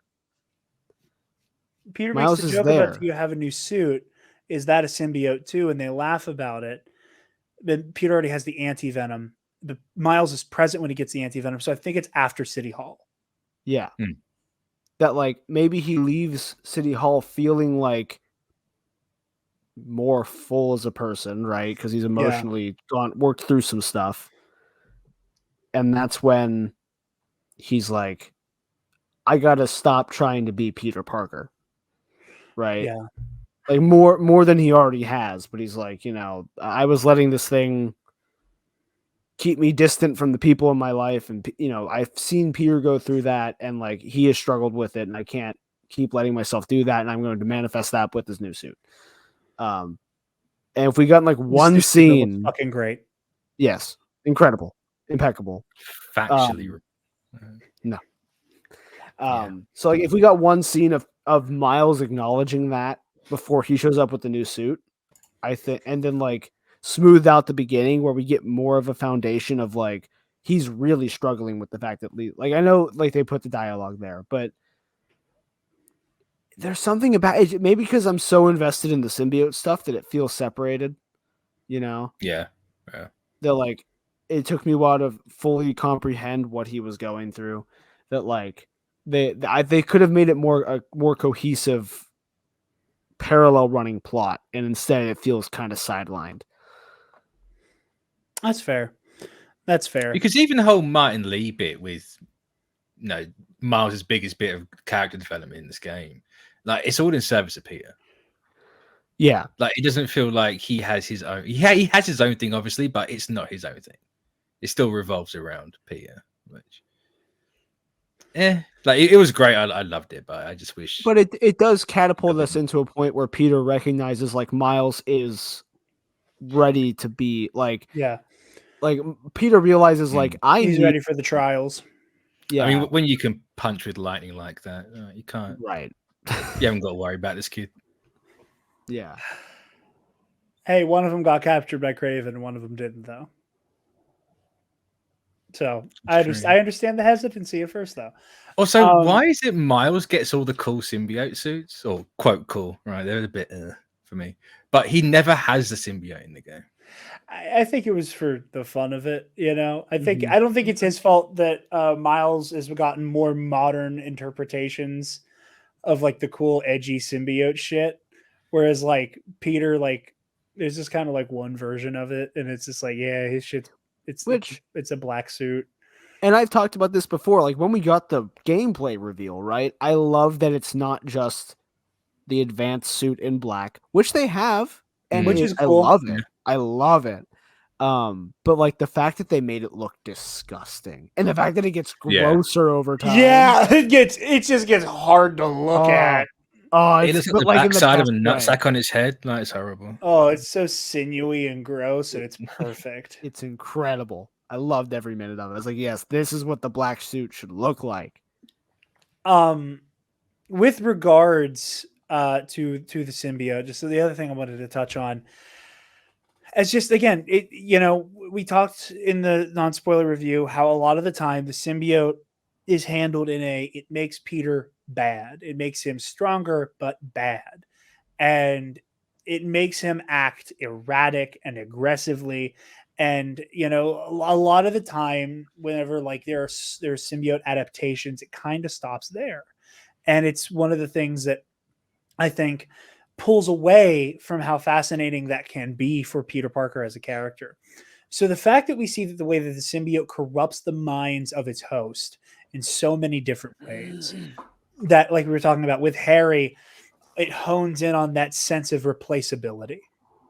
And that with Mary Jane, it focuses on this place of imposter syndrome and this like denial of her own identity. And it just throws its hand into the depths of her, like, of what it's like to be the squishy human who runs alongside Spider-Man, and the emotional labor she has to carry out as Peter's partner. I love that. And what I love about the way it depicts Spider-Man, Peter Parker with the symbiote, is that it latches on to the sense of responsibility. Yep.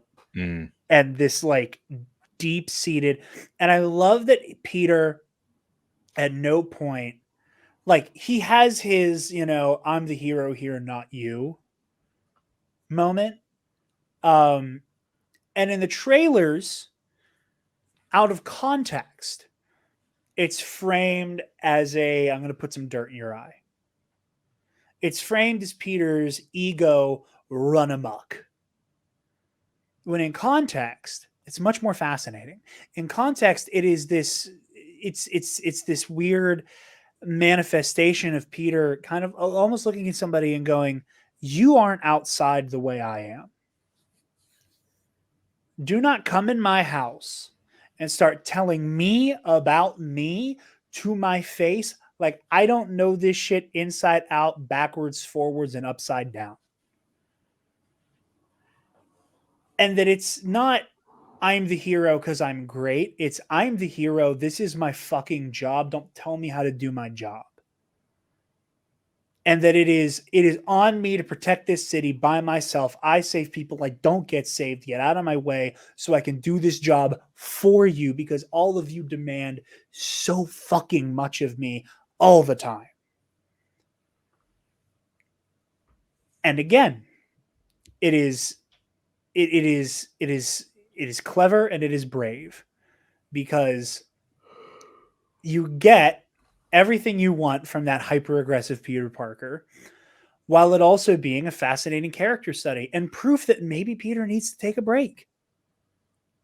That he is burning the candle at both ends, that he needs that balance, And as much as this game is about balance, and as much as it is about, fighting your insecurities, it's also about identity.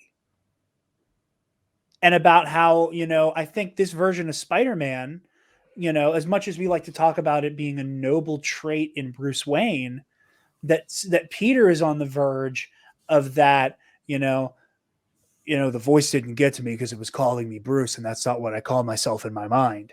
Like, Peter was on the verge of, like, I don't call myself Peter Parker, I call myself Spider-Man. That identity almost swallowed him whole. The identity thing also goes into what you were saying, Travis, with, like, again, say what you will about the suit, that, like, for Miles, that is his expression of his identity. That, like, every evolution of his suit is becoming more and more his own. That, Peter gives him the great responsibility suit, and it's like, okay, cool, thanks. I guess I'm just like kid you. And then he makes his own version, which is like an evolution of Peter's outfit. And then he makes this new one, which is still distinctly Spider-Man, but nothing like Peter Parker ever could have thought to create.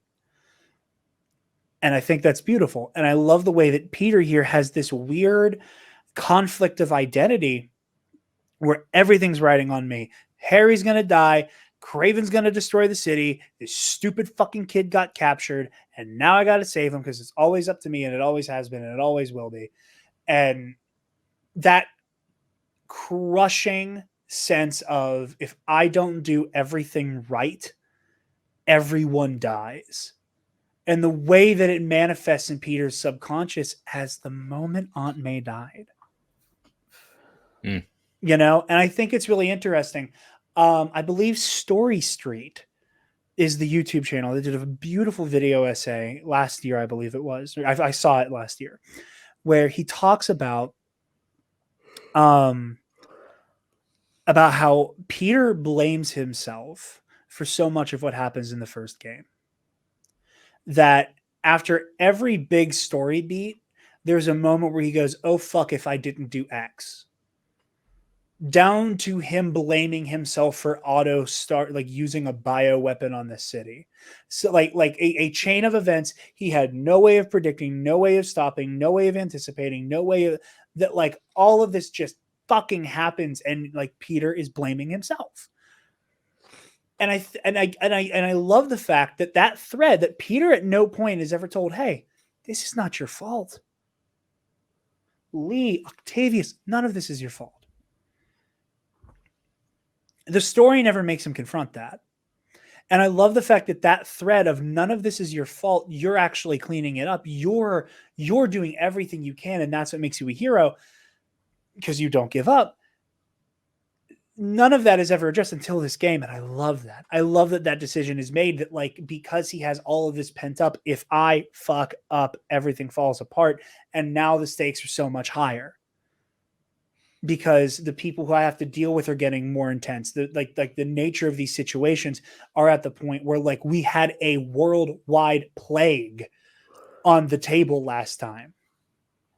If I shit the bed for the next Devil's Breath, it's the end of the world.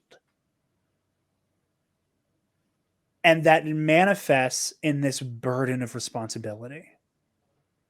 And it turns the thing that makes Peter Parker noble into a bastard. It takes Mary Jane's, cooperative sense of community, ability to engage and, be a steadfast, partner, both romantically and in terms of the job, and inverts that into this bizarre sense of self-loathing and lack of identity and inability to fully engage with her own issues because she feels so beholden to Peter. And same with Harry and his sense of replaceability, that, what he initially viewed as his new lease on life is actually, I have a new lease on life because I'm replaceable. Of course I have a new lease on life. Who would notice if I'm gone in the first place? It's just such a fantastic use of this narrative device that I feel like often gets shortchanged to make Spider-Man bad. And I think it's fantastic. It's taken just the simple concept of Venom's bad Spider-Man, right? And they just literally took everything that Peter Parker is, and they get who Peter Parker is. Yeah. That arguably more than some specific writers right now. But just taking that and going, right, well, what's the inverse of Peter? Like, it's not, oh, he's just a dickhead. It's, literally everything you just said. Which is even more reason why I kind of wish they did it with Miles as well. And I appreciate the restraint to not go full Web of Shadows. Yeah. Which they do at the end kind of anyway. But I just can't, you got it with Mary Jane. I get it. But I just wanted a little bit with Miles. What does the inverse of Miles Morales look like? Even though we didn't get it with the symbiote, though, we get it with Lee just plunging his subconscious. Is that sense of great expectations. where Peter feels like the great responsibility, Miles has the great expectations. Not only is he the student of the greatest superhero the world's ever seen, he is also like, he comes from a family of greatness. He has this heroic civil servant of a father.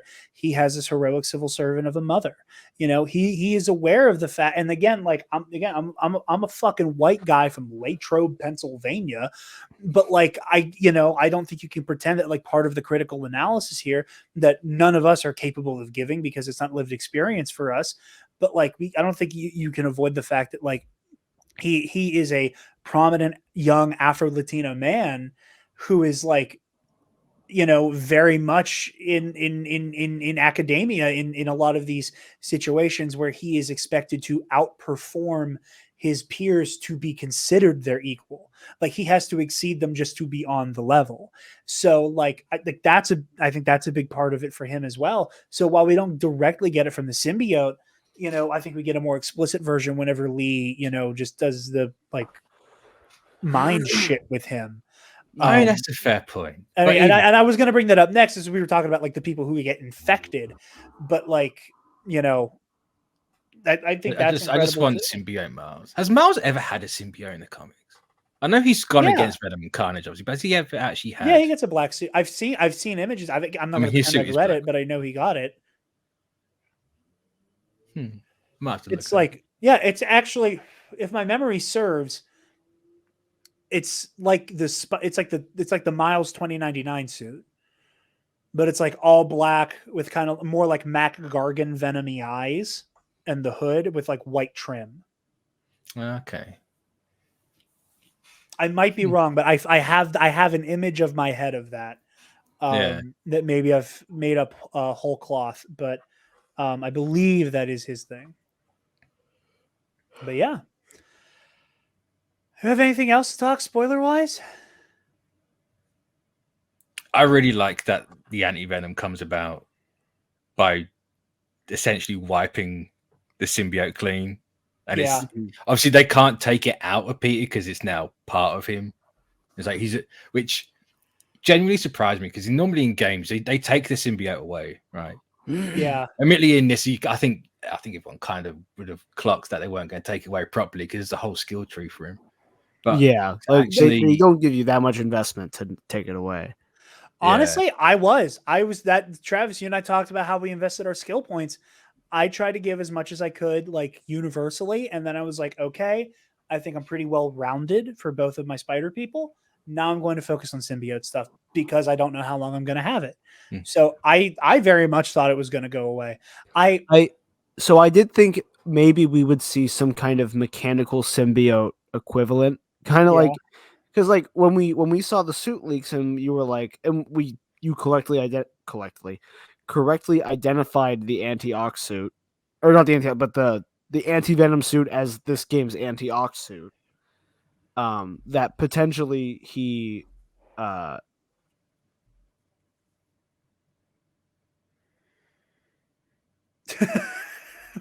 my mom's going to bed. Good night, Mom. That's my mom. But I assumed, like, he gets the symbiote, he takes it off, and then in somewhere develops like a nanotech symbiote, essentially, to like mimic what the powers were. Yeah. I mean, I even thought that like for a moment it would be some type of like heat-based thing, which this game just straight up goes, yeah, no, fire's not a thing. Venom walks through fucking fire. And I was like, this shot's great, but part of my nerd brain was like, he should be writhing on the floor. But anyway. Yeah. So I had a very I like Mitch was like, they're not taking away the symbiote. Like they will for the story, like for a little bit, but like clearly in the end game, I will have access to symbiote powers somehow.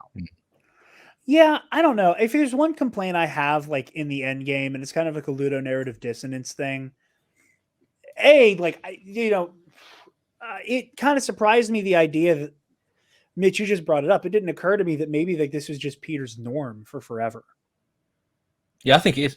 Yeah. Because for me, I was like, okay, so like he gets rid of this eventually completely, right? Because in my mind, like kind of like. Now, I'm not complaining in the Jedi Survivor situation because playing it on the harder difficulties, you fucking need it. But that like rage force slow. Yeah. That just doesn't go away.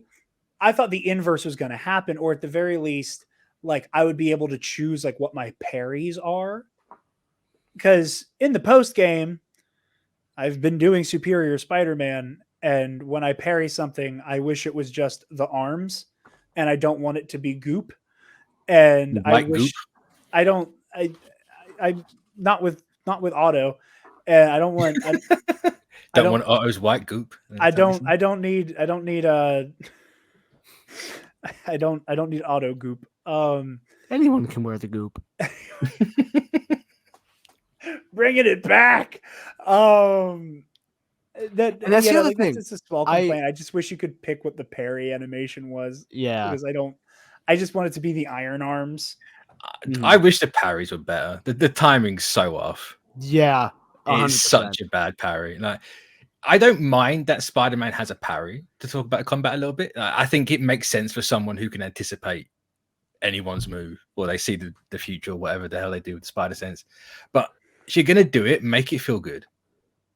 It just doesn't feel good in this game in the slightest. It feels really clunky. It feels like they intentionally delay every parryable thing.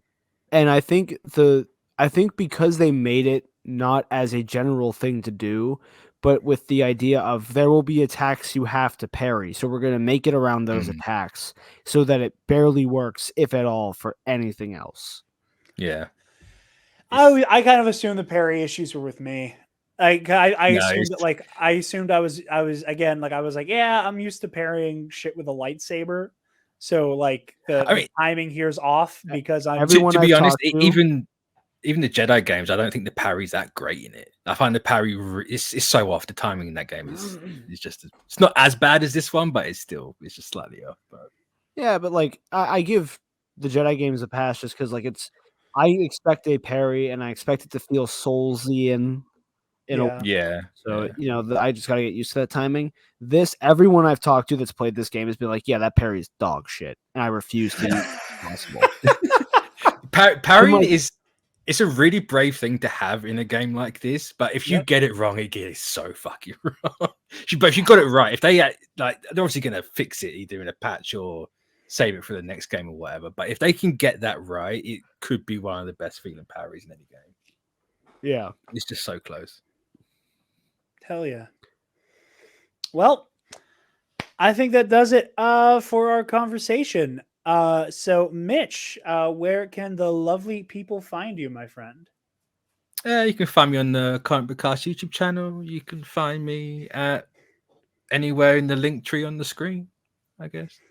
One final thing before we end this. I've always I've seen no one talk about it, but right at the start, this is one of my favorite bits of the game, and it's so nothingy, right?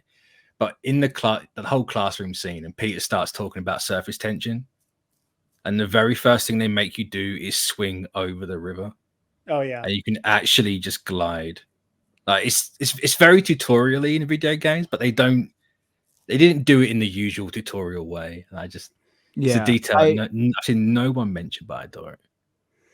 Very good detail. That was another Cosmo thing I disagree with, because he was like, oh, they shove the tutorials down your face, and it's like, yeah, but like Aaron Hansen exists.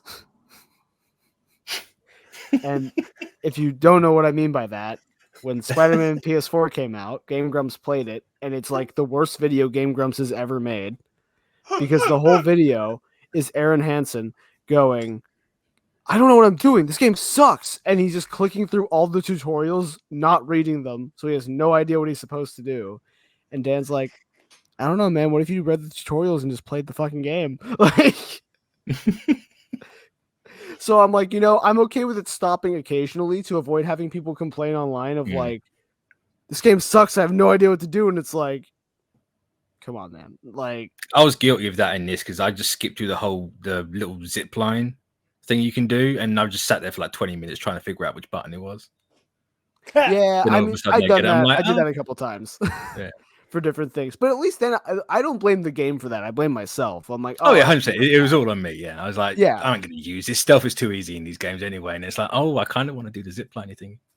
Oh, dude, the zipline's so fun. It was so fun. Let me tell you, once I unlock that double takedown, I didn't That was use a- that once. That was a I fucking used it the game whole game. changer. Oh, I got it right as soon as I could because I saw it. Like they put it in the trailer that it was there, and I was like, "That's cool." And when I Yeah. couldn't do it right away, I was very confused. And then I found it in the skill tree and went, "Getting that right now," even though it's at the bottom, obviously. So I had to like. It took a little bit, yeah. but as soon as I got it, I was like, "Oh, stealth just got so easy and so fun." Game changer. Yeah. Game changer for Jarod. I also unlocked Ricochet Web, which makes me miss. Didn't use that either. No. Which made me miss Web Bomb a little less, but I still miss my Web Bombs and I still miss my triple. I'll say that web grenade. I missed that instantly. I was like, this game's so easy with the web grenade. Where the fuck is it? Like, oh, Yeah, gotta I do come miss back my in. impact webs. Yeah. Yeah. Even though I immediately just did the basic, just web everyone up and throw them on the ground without the grenade. It's like I'll wait the 6 seconds for it to recharge. It's fine. But yeah, Travis, where can the lovely people find you, my friend?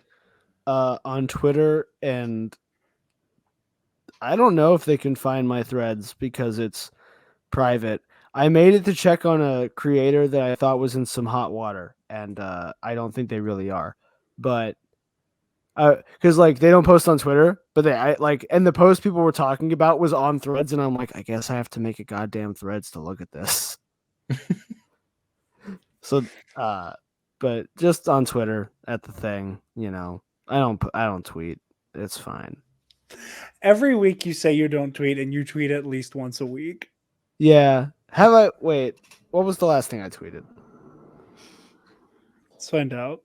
Recently, the things that I've been like screaming at people about, I don't feel comfortable putting in public because it's defamation towards others, likely. So, for my professional safety. Let's see. Last thing I tweeted. Oh, it was about the Magic Marvel crossover. Yeah, I just saw it. Yeah. How many crossovers are they doing? It's like too many. So as like they did Street Fighter, Doctor Who, Warhammer.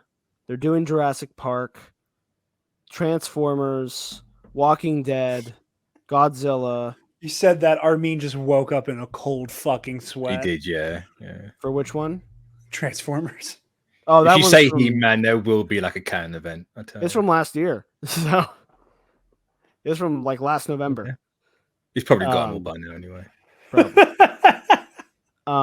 What was the next one's Jurassic Park, Fallout, Assassin's Creed, Final Fantasy. Oh no.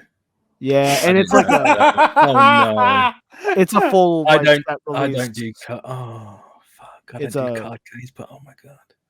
It's a full set release that's going to warp a format because the Lord of the Rings set has warped two formats. Turns out the One Ring really is the one to rule them all. Oh no. Is it just one Final Fantasy or is it all of them? It's all of them. Oh fuck, that's even worse. They've said it's all of the main series games. Oh. Mitch, you poor thing. Oh.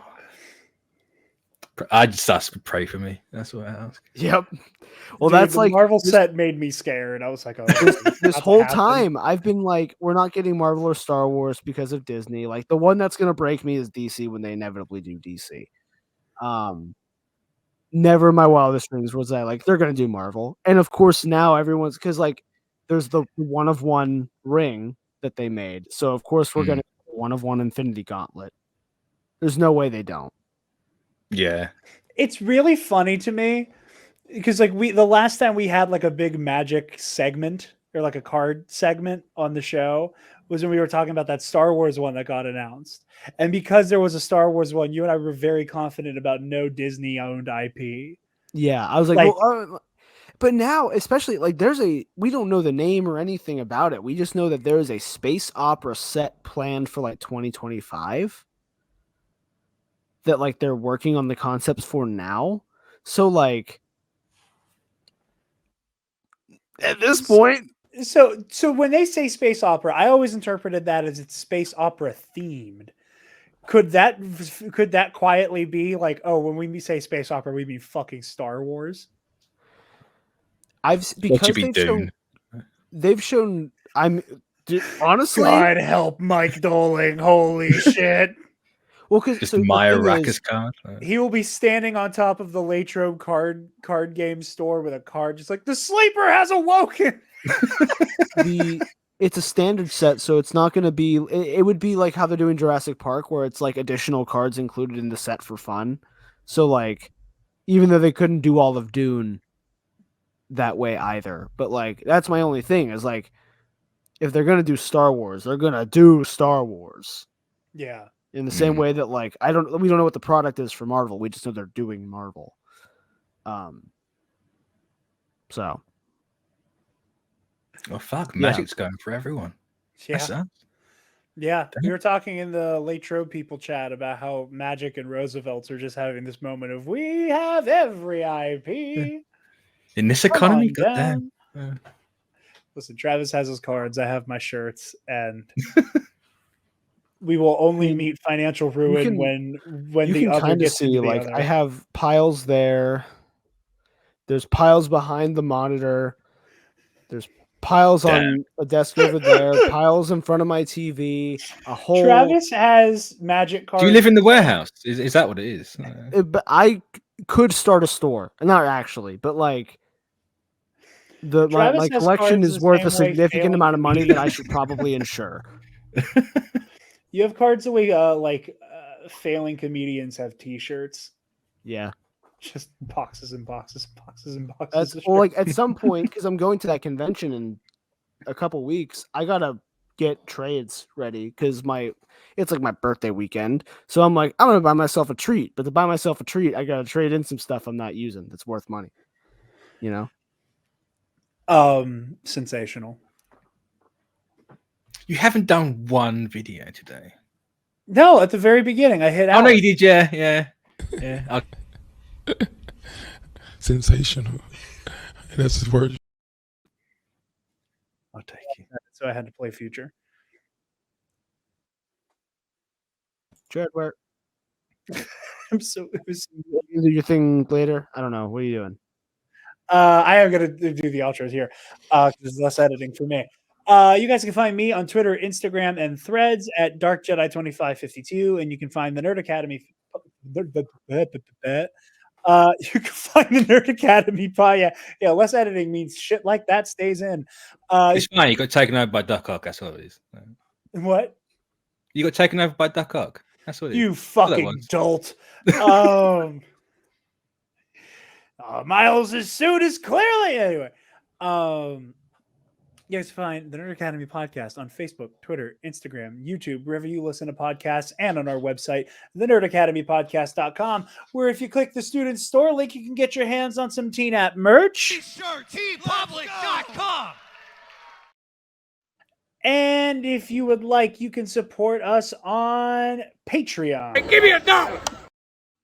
Speaking of our patrons, thank you to our $10 alumnus. Oh, fuck, I lost the clip. Keandre Lloyd. Colin Provolone. Sir. So good.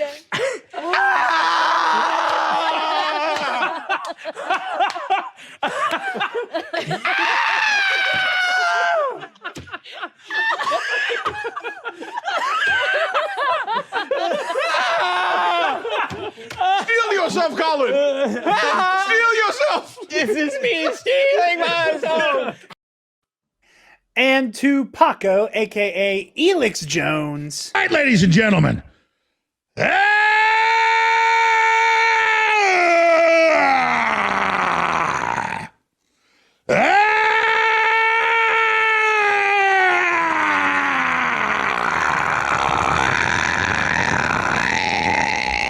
From the front lines of the information war, it's Alex Jones.